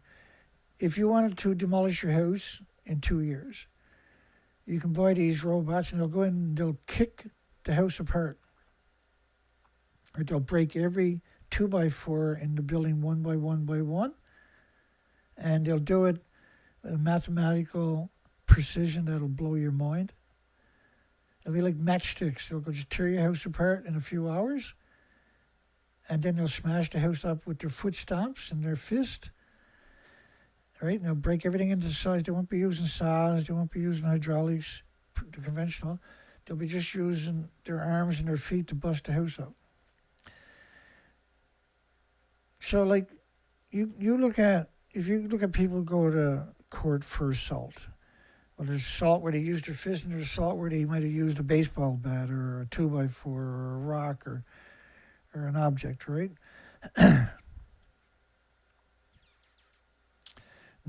These robots' legs and arms are way harder than all of those objects. And they're going to be reinforced with, like, they can poke your eye out the back of your head without even, before your friend alongside of you can blink. And they can get that update worldwide by satellite. That's quite concerning. They won't be able to survive at Chernobyl or Fukushima, but they can sure as hell police you. And they want to, we'll make it easy. You can get one in your home. Of course you can. You're looking at the most strange time in human history to be alive. We've entered the matrix already with the AI we're looking at. But in 2 years' time, it's over. for the average people anyway. For the uneducated person, they have no hope. Right, they get everybody into the big cities. That's the best spot you can get them. Block off the few small exits. Most big cities just got one or two. Well, they usually got two highways, east and 4 highways, east and west, north and south, right? But once you get, say, 10 miles outside the city, they all kind of connect. You just need 4, 5, 6 routes blocked off, which is easy with a bunch of robots.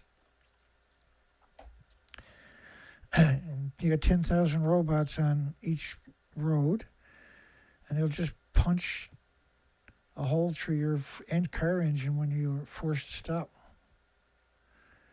Pull your door off, take you to a re-education camp, and you'll be singing "Did I Sell Secrets to Pakistan?"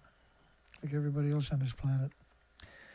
If decomposers are eliminated or reduced in abundance by ionizing radiation, have a significant impact on the rate of disappearance of the recycling, not disappearance, but recycling of organic matter, and hence the availability of nutrients and carbon for plants and insects and biota and birds and trees and animals and, the cycle of life, right?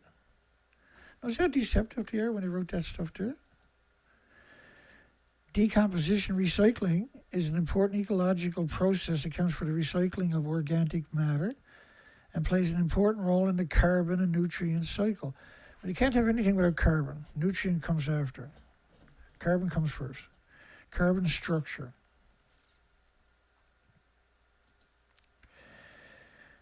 In 2014 performed a decomposition experiment using uncontaminated leaf litter from 4 species of trees that were deposited. Now, the reason they say this is because they're only looking for one type of isotope. Everything was our entire planet and the oceans and our fresh waters were blanketed with absurd amount of hot particles from Fukushima's 36 nuclear reactors that disappeared, were atomized and aerosoled, and the buildings were atomized and aerosoled, and they were turned into weapons against weapons of mass destruction against humanity and the species, that were deposited in litter bags at sites at Chernobyl's differing in levels of ambient radiation. Experiments showed there was clear evidence of reduced decomposition areas with higher levels of ionizing rate. There's less species in areas with higher levels of ionizing / there was no species. And that was the case both for decomposition due to microbial activity, decomposition due to solid vertebrates, and microscopic animals, the biota. They don't call it biota, they kind of hint around at it. Performed a decomposition experiment using uncontaminated leaf litter. Where did you get that to? In 2014, I wonder. It's a pretty neat trick. Immediately following Chernobyl event, not disaster, event, in 1986, the abundance, diversity, reproductive rates of solid vertebrates were markedly reduced in Chernobyl exclusion zone, which was around 1,800 square kilometers. And these effects were long-lasting, geographically, not long-lasting, they're permanent. Everything's getting full-body x-rays, they can't come back. You've sterilized all the species, they're not coming back.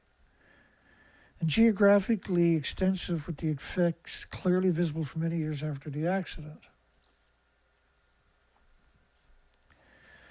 Indeed, recent investigations of abundance of invertebrates on the soil surfaces using pitfall traps reveal that there were depressed abundance of beetles, wasps, and other insects in the most contaminated areas. Thus, the ionizing radiation may have effects that affect specific interactions, even communities of organisms. No, the entire biota, the millions creatures and microscopic creatures and the fungus and the bacteria were wiped out. But this was true worldwide. It's been going on for 80 years. But in 2011, we had a massive catastrophic event to our planet known as Fukushima Daiichi. And the radioactive fallout from that has symmetrically exterminated the bases of the food chain, the oxygen chain, the carbon sequestering chain, and the biota, and the upper atmosphere. Right, the ocean is above us were all sterilized immediately. We screwed up.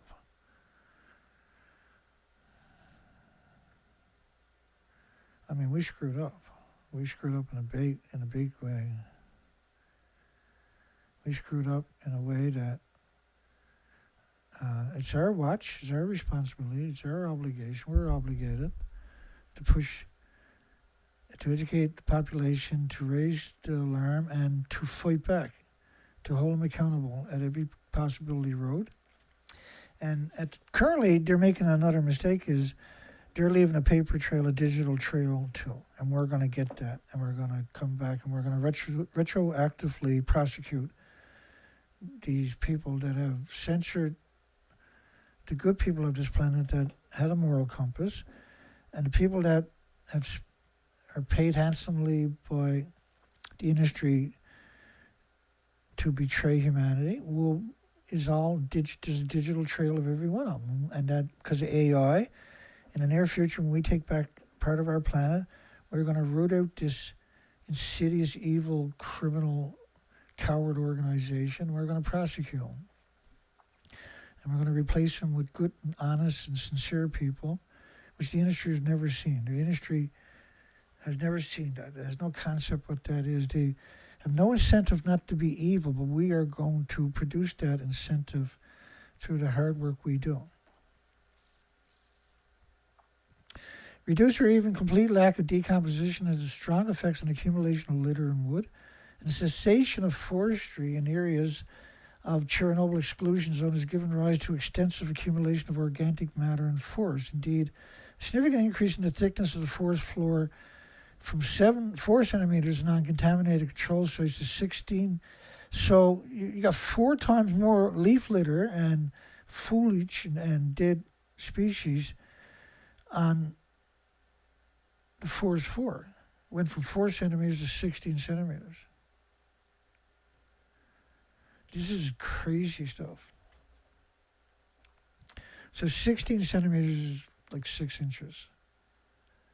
30 centimeters is 12 inches, 1 foot. So 4 centimeters to 16 centimeters. 4 centimeters, like not quite 2 inches to 6 inches. So now, because that stuff is not soaking up water, you don't have the biota, you don't have the bacteria, you don't have the fungus. That's so important. That is why you're seeing all the forest fires worldwide, because it's not breaking down and it's not retaining water. So when your lightning strikes, it's tinder. And it travels fast because you have so much more of it, and there is big pieces of leaf and litter and foliage that is tinder dry. It'll just float up, big fire floats up and goes 100 feet or 1,000 feet, lands in that tinder dry continents, and it lights up another forest fire. If it lands in a tree, the tree instantly burns, and it burns at an unusual rate pre-Fukushima. The forest fires are burning at rates we've never seen before. And that's because of this bizarre effect we're looking at right here. Reduced or even complete lack of decomposition is a strong, or complete lack of decomposition. Well, complete lack of decomposition is because you got 1 million microscopic and the biota animals and small animals are dead, are not reproducing, have died off, and the last generation is gone. Has had strong effects on the accumulation of litter and wood and the cessation of the forestry in the large areas, and it's radioactive. So when you burn it, you're liberating massive amounts of hot particles back into the ecosystem to do it again somewhere else. So it's a self-replicating extinction event. Right? It just plays out over and over and over, and it spreads everywhere. It never stops and it attacks everything with replicating cells. So it's truly a nightmare. Has given rise to extensive accumulation of organic matter in forests. Indeed, there's a significant increase in the thickness of the forest floor from 4 centimeters non-contaminated control sites, which were still contaminated sites, by the way, to 16 centimeters in the most contaminated areas. Right, they're very evasive on their synopsis. In fact, fire has caused large amounts of radionuclides to be resuspended into the atmosphere and transported away, with potentially negative impact on the health of humans and other organisms, and animals, and birds, and whales, and cows, and pigs, and cats, and dogs, and bees, and bees, and bees. The bees are all bringing radioactive pollen back to their hive. What do you think that's going to end up at eventually? A bunch of abandoned, or not abandoned, but dead hives. That's what we're seeing. 2 trees were from highly contaminated areas in the Chernobyl exclusion zone, and 50 microsieverts was highly contaminated. 50 centimeters is highly contaminated. We're in so much trouble. Because the world, man, the doses worldwide after Fukushima are catastrophic. It was only 50 unisievers or microsievers. Insect decline emerging global environmental risk. Now I covered, if you go to my website and to live, I'm on YouTube, and you scroll down and you see the whales, see all the dead whales. Those videos are hour, 2 hours videos of emaciated whales. Okay, so then you go up slightly above that, and then plummeting insect numbers signal an imminent collapse of nature. That's a 3-hour video of major institutions and universities and medias worldwide saying how we have an insect apocalypse. This is 2020. Insect decline and emerging global environmental risk, October 2020. The Earth's flora, fauna, insects seems an ongoing state of collapse. Insect decline, this is a, for some reason I can't remember names tonight.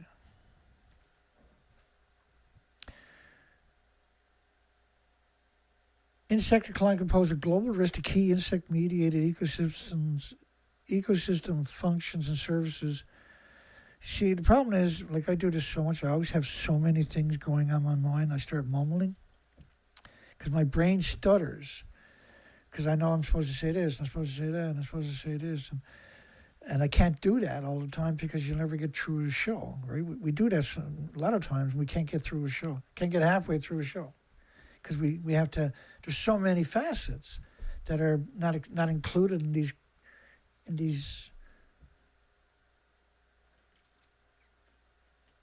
the authors of the presentation. Seems an ongoing state of collapse. It's not it seems it's an ongoing, it's a collapse. It's ongoing state of collapse. The insect decline could pose a global risk to ecosystem functions, services, soil, freshwater functions, nutrient cycling, soil formation, decomposition, water purification, biological pest control. Well, they're all gone. You don't need pest control anymore. Pollinating services. Well, they're bringing radioactive pollen back to their hives. That's ending. That's never going to change. So they're gone. We're just a couple of years at best away from the harsh reality. 2 years, 3 years, the whales will all be dead, so will the other species. And in 4 or 5 years, somebody's going to take the picture of the last bird on this planet. And then the police state will be so tyrannical at that stage, because the industry knows this is happening. They know it's going to happen. They've invested a lot of money into quantifying that, and they're not looking to give up they're not looking to be held accountable or prosecuted. They're looking to be in charge at the top of the food chain, and they're going to have AI and robots to assist them. That's their oh shit plan right now, and it's a pretty good one. Nutrient cycling, soil formation, decomposition, water purification. You know, the shit that actually matters.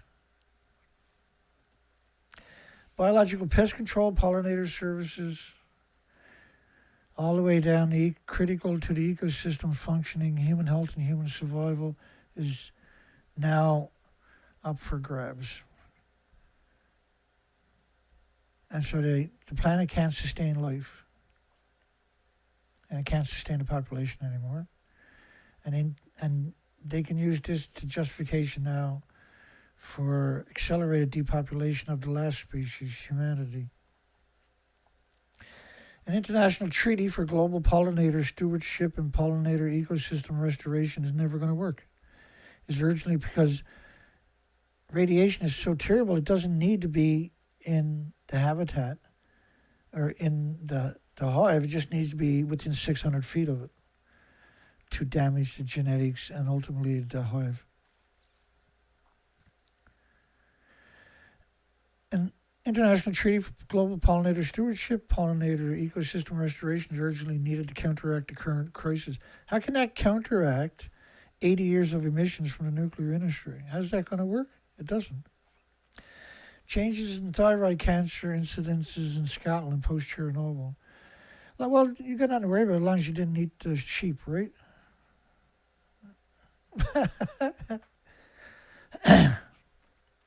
It didn't go everywhere else. It crossed Europe, never touched nothing, and then they got the sheep farms in the United Kingdom, Ireland, and Scotland.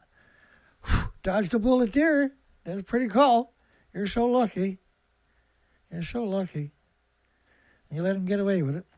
You believed him. You said, well, Dan, as long as we don't eat fucking sheep, we're okay.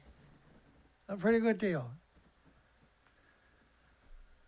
Nuclear scientists can still hump the back of the sheep all they want. Everybody wins. Cesium and aquatic invertebrates from Norway, 1986, Chernobyl, to 1989, after the Chernobyl fallout. Really, that happened, Dana? And scientists says it's all okay. They got it under control, Dana. You're a firemonger. Ionizing radiation, human gender proportions at birth. Concise review of literature, complementary. Ionizing radiation, human gender proportions. So they done the first thing after, within a year within 9 months of Chernobyl, they had done a European-wide sex ratio study on male to female ratios being born. They do it around within 20 kilometers of every nuclear plant on the planet because everybody was radiated all the time. Particularly when you take fuel out of the reactor for the first time, 1/3 of it, say, and put it in a fuel pool, the population is saddled now with a disease factory that'll bring heart, lungs, respiratory, pituitary, thyroid, adrenaline, absurd health issues, diseases and illnesses, autoimmune deficiencies and injuries, forever. Wherever a nuclear plant, we used to like to say years ago, wherever a nuclear plant is being built, hundreds of pharmaceuticals are right around the corner. Ionizing radiation, human gender. So more males than females. That's what they're looking for. And what does that mean, though? Because it's not just humans. They're going to be that particular attribute. It's going to be every species in that continent. And so the more males than females, the less population. And that's going to be true for every species. And the older, every year, they're taking fuel out of the reactor and putting it in a fuel pool. So those numbers are going to go up. And then you have pulse events like Chernobyl and Fukushima. Well, there's nothing like Fukushima. Fukushima's 36 massive plutonium and uranium reactor cores released into the environment in particles, which are splitting atoms. And those particles covered the whole planet. Wherever they landed, they're splitting atoms into your ecosystem, into your house, into your kids' bedrooms, into your bathrooms, into your kitchens, into your washers and dryers, into your showers. The propagation of Chernobyl 131 iodine impulse through the air, grass, animal milk pathway to northwestern Greece. I thought it only went to the sheep farms in the United Kingdom, United Kingdoms, Ireland, and Scotland, Dana. Yeah. You've been watching TV again, haven't you? I told you about that. Sexual dysfunction in Chernobyl patients. No, everything's perfect, boy. The government said we're going to be okay. I actually got him asking, can we have children? And he's like, I got children. You'll be okay. Stop being a fearmonger. And put on that paper suit and get out there and die like a good parent. Radioactivity in breast milk after Chernobyl. It's worldwide for every species. It's not just humans. Everybody keeps forgetting for some, not the regular people here, obviously, but the world keeps forgetting that this is, if it happens there, it happens here, it happens over there, it happened over there. It'll never go away, it's forever. So, like, sheep farmers still stuck, 9,000 farmers are still closed or complained in 2009, right? 86, 96, 2006, that's 23 years later. And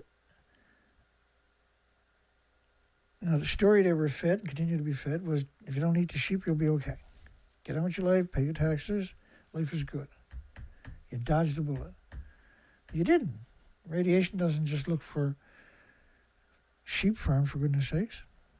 But people bought into that. People believed that. People told their friends. They sat over the kitchen table, and nobody bothered coming out and saying, hey, Greenpeace was never going to say it, of course. Oh, by the way, you contaminated Europe before you got to United Kingdom, Ireland, Scotland. The entire Europe, every country there. And then you contaminated all your fresh water, every tree, every plant, every insect, everybody's window sills, everybody's car door handles, everybody's car, everybody's playground, every school, every farmer's field, every shopping mall, every graveyard. Everything was contaminated permanently. But don't worry, if you don't eat the sheep, radiation, you're not going to get any radiation. Life is good. We're looking after you. We're taking care of you. And we're going to buy the sheep off the farmers so they can keep working. We're going to take some samples like their thyroids and that, and then we're going to incinerate the rest. And that's the end of it. Radiation is gone. Up in the air and traveling, looking for anything else but replicating cells to wreck it. They have studied every facet of the ecosystem for 80 years. They studied every facet, every species, every biota of the biotas, every minutia of the minutias, detail of a detail of a detail of a detail of every single bird, plant, tree, insect, you name it, over and over and over worldwide. Because everything is contaminated. They're insane. They destroyed every species on the planet. They're well aware of it. They took advantage of it. They produced several million academic studies every single year on it. And of the 4.3 million studies produced in North America every year, the biggest percentage, around 60% is in the nuclear industry. Studies like this. Transports, and they quantify it. All of these studies are meant to downplay it. Because it's there. And they're afraid you're going to find it. And they're going to come out with a study saying it's not bad. Who are you going to believe? You're going to believe Dana? Shitty old fucking YouTuber. Can't control his swearing. Or are you going to believe Arnie Gunnarsson and Helen Calicut? Helen's a best-selling author with 14 anti-nuclear books. She wouldn't lie to you, Dana. Please. Transport of iodine cesium from ear to cow milk produced in northwestern Italian farms.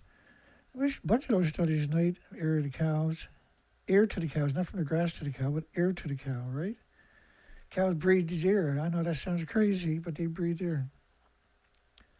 Don't worry, though. It's not in your fruits or your vegetables or your drinking water. The government is taking care of you. They got it all worked out. You just go ahead and pay your taxes, and the nuclear industry needs all your fucking money. The disposition of Chernobyl fallout in northeastern Italy. I thought it was only in the sheep farms in the United Kingdom. I'm very confused, Dan. I can't watch you. I'm sorry, because you're not telling the same lies the TV does all the time, so fuck you. Determinations of Cesium-137 in the water systems of the pre-alpine lake. Well, every type of water systems, water filtration should be in the back of your mind immediately, and that the sediment from the water filtration facilities is so radioactive they can't get rid of it. Do you really think the fucking water is safe? Do you? Huh? Determination 137 cesium in the water system of pre-alpine lakes. That's France. That's the glaciers. The pre-alpine lakes, they're the glaciers, at the bottom of the glaciers. It's supposed to be the best water on the planet. Instead, it's the most lethal water on the planet. Analysts of radioactivity levels in soil and crops from the Campanian region, southern Italy, after Chernobyl.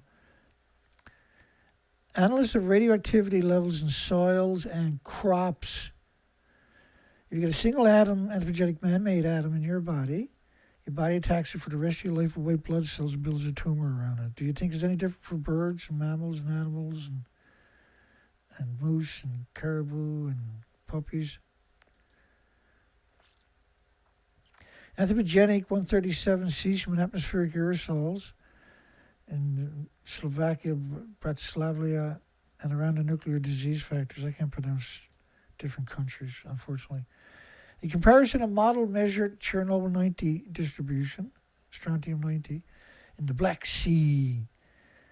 Look, I got Ken the abuser there, scumbag. Transfer of radionuclides and dose assessment. He's an idiot on top of that. Transfers of radionuclides and dose assessments of ants and anthills in a Swedish forest ecosystem. Transfer of radionuclides and dose assessment to ants and anthills in a Swedish forest ecosystem. Sweden. You know, Sweden. Yodelay. Studies of iodines and cesiums in milk, meat, and vegetables, northeast Scotland. You know, where they had huge Down syndrome and autism right after Chernobyl.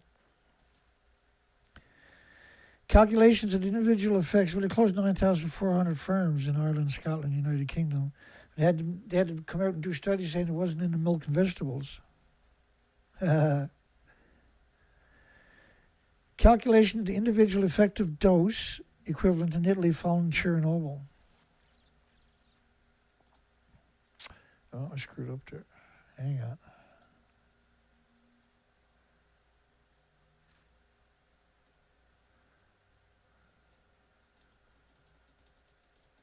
I smurfed up. I went to another session. Following Chernobyl. There we are. That's what we're looking for. I just got to look for that picture. Oh, there it is. So, Ukraine's up there. In order to get to United Kingdom, it had to cover everything, right? It couldn't. Everything was covered. It wasn't just United Kingdom. But the United Kingdom took advantage of the ability to do all these studies. That's all.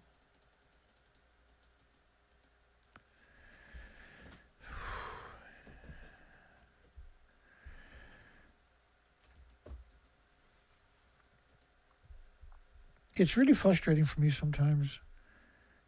I'm getting ready to do one of these presentations, and I'm like, I get overwhelmed. So don't feel bad if you get overwhelmed. I get incredibly overwhelmed because I'm burdened. And in one way, I'm burdened with the facts, right? I can't deny it. I've done 6 years of research expeditions. I can't deny it, what's going on.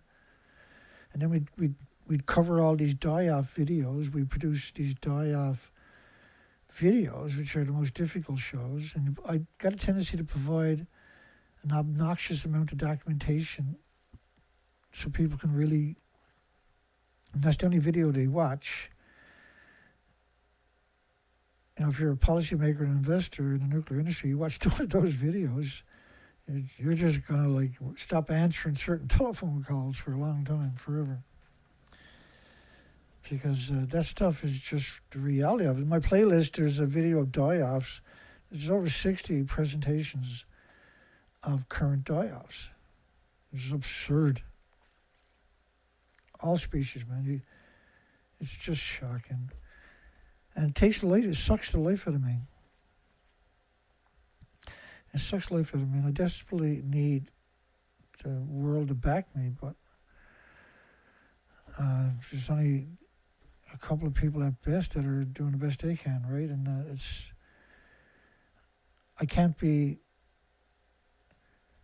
productive or effective. And so the industry has me censored. They know that I'm capable of taking them out. In just less than a year, if I had a big foundation stand tall behind the man, we'll take this industry apart in about a year. It'll be on its heels for the rest of its short existence after that. I definitely need people to start supporting me. You got to start supporting me. We're running out of time. I'm running out of time. And we're running out of time because of AI and robotics. And I'm not capable of giving up. I don't know how to give up. Particularly in this catastrophe that we're looking at, I don't know how to give up. I can't comprehend not trying to do something, because that's the only way I'm going to sleep sensible. If I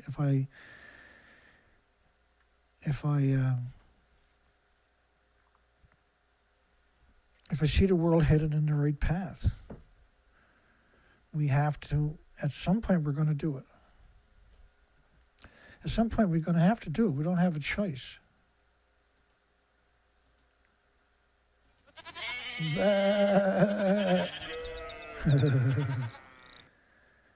We changed it. Even though it's not bad.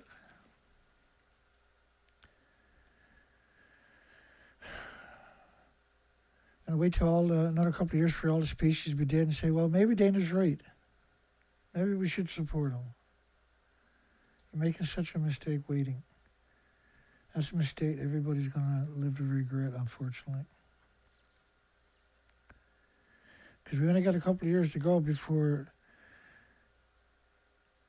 reality is no longer deniable, right? I like these trajectories, fades and stuff like that. I still have never like, that's pretty fast. That's really fast too, jeez. Oh, that's even faster. That's better, that's the speed we're looking for right there. Right.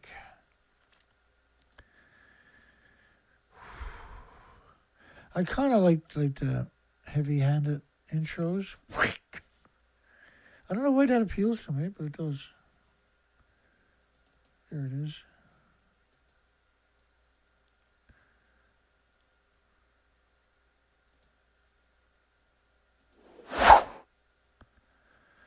That's a little bit. I'll try the next one. Yeah, that's a bit better.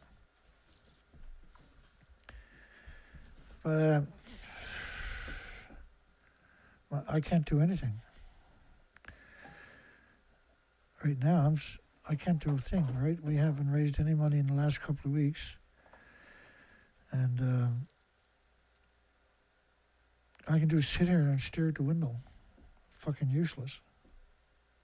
I can't even go do something to give myself some kind of, I can't console myself. I don't, like, most people have ways of consoling themselves.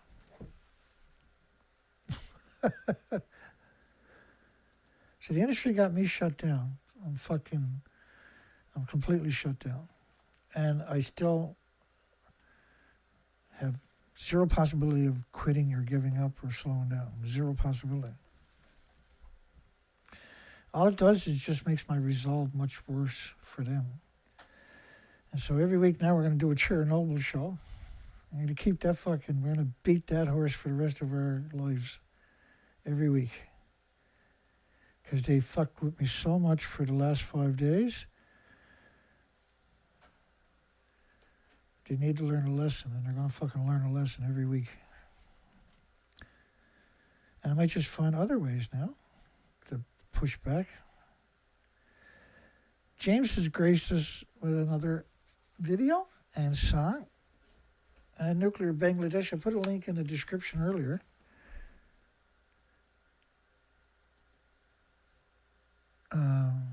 freaking graphics he's getting into now are absurd. How good he can get. He's only going to get better. I'm worried Hollywood is going to snatch him away. Because he can make videos more realistic than I'm seeing out of Hollywood. Not that I watch a lot of Hollywood, but I watch some. Nuclear hype cult. That's going to be good. These are not always, but usually a music video and an important story. There's usually a link underneath them. Have a great night and a great day tomorrow. I'll see you on Sunday unless there's some breaking news. Unless there's some breaking news, you have a great night. We'll see you in the next one. Don't forget to donate, folks, in the description if you can. Take care.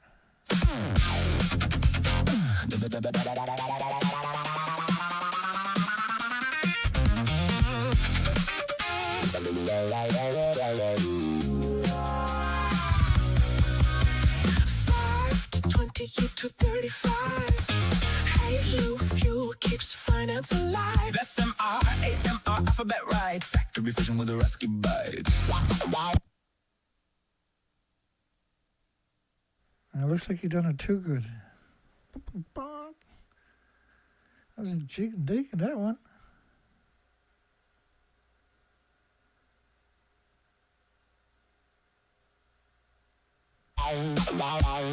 Walk away safe, love follow promise. Grant fed vision starts to shake. Fast spectrum molten salt branding. Halo fuel next gen shenanigans. Centrifuge skin reusable fraction. Reject mass rises while claims decay. High burn up pattern breeder pulse. Spent fuel keeps in convenient time. Nuclear hypercode, advanced modular sanctified. Nuclear hypercode, plug-in add-on productized. Nuclear hypercode, Halo fuel next gen doctrine. Shut down, closes nothing. New startups, new reactor waste streams.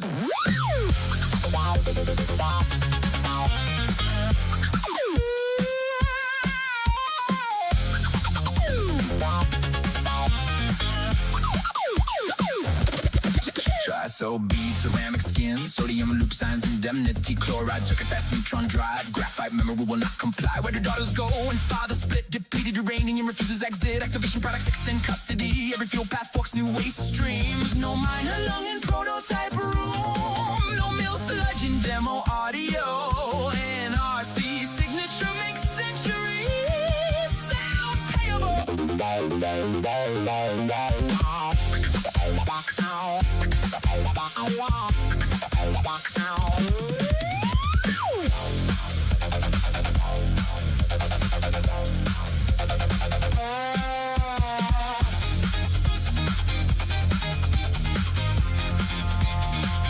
High burn up, script recycle, spell, waste eater, myth, draws, grant flow, safeguards, lease sheets, transfer, assay, creep, demand, stricter ritual.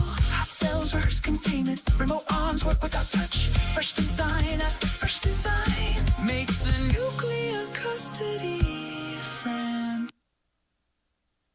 Son of a gun, eh? We never seen that before. Nuclear hypercode. Assay worship, reactor right. Nuclear hypercode. Advanced modular. Yeah, I never seen that before. Never have. I got a gigabyte a second, right?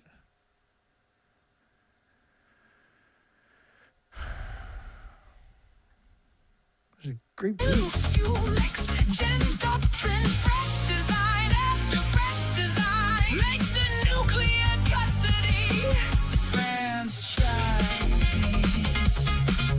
Shut down, closes nothing. New startups, new reactor waste streams. Nuclear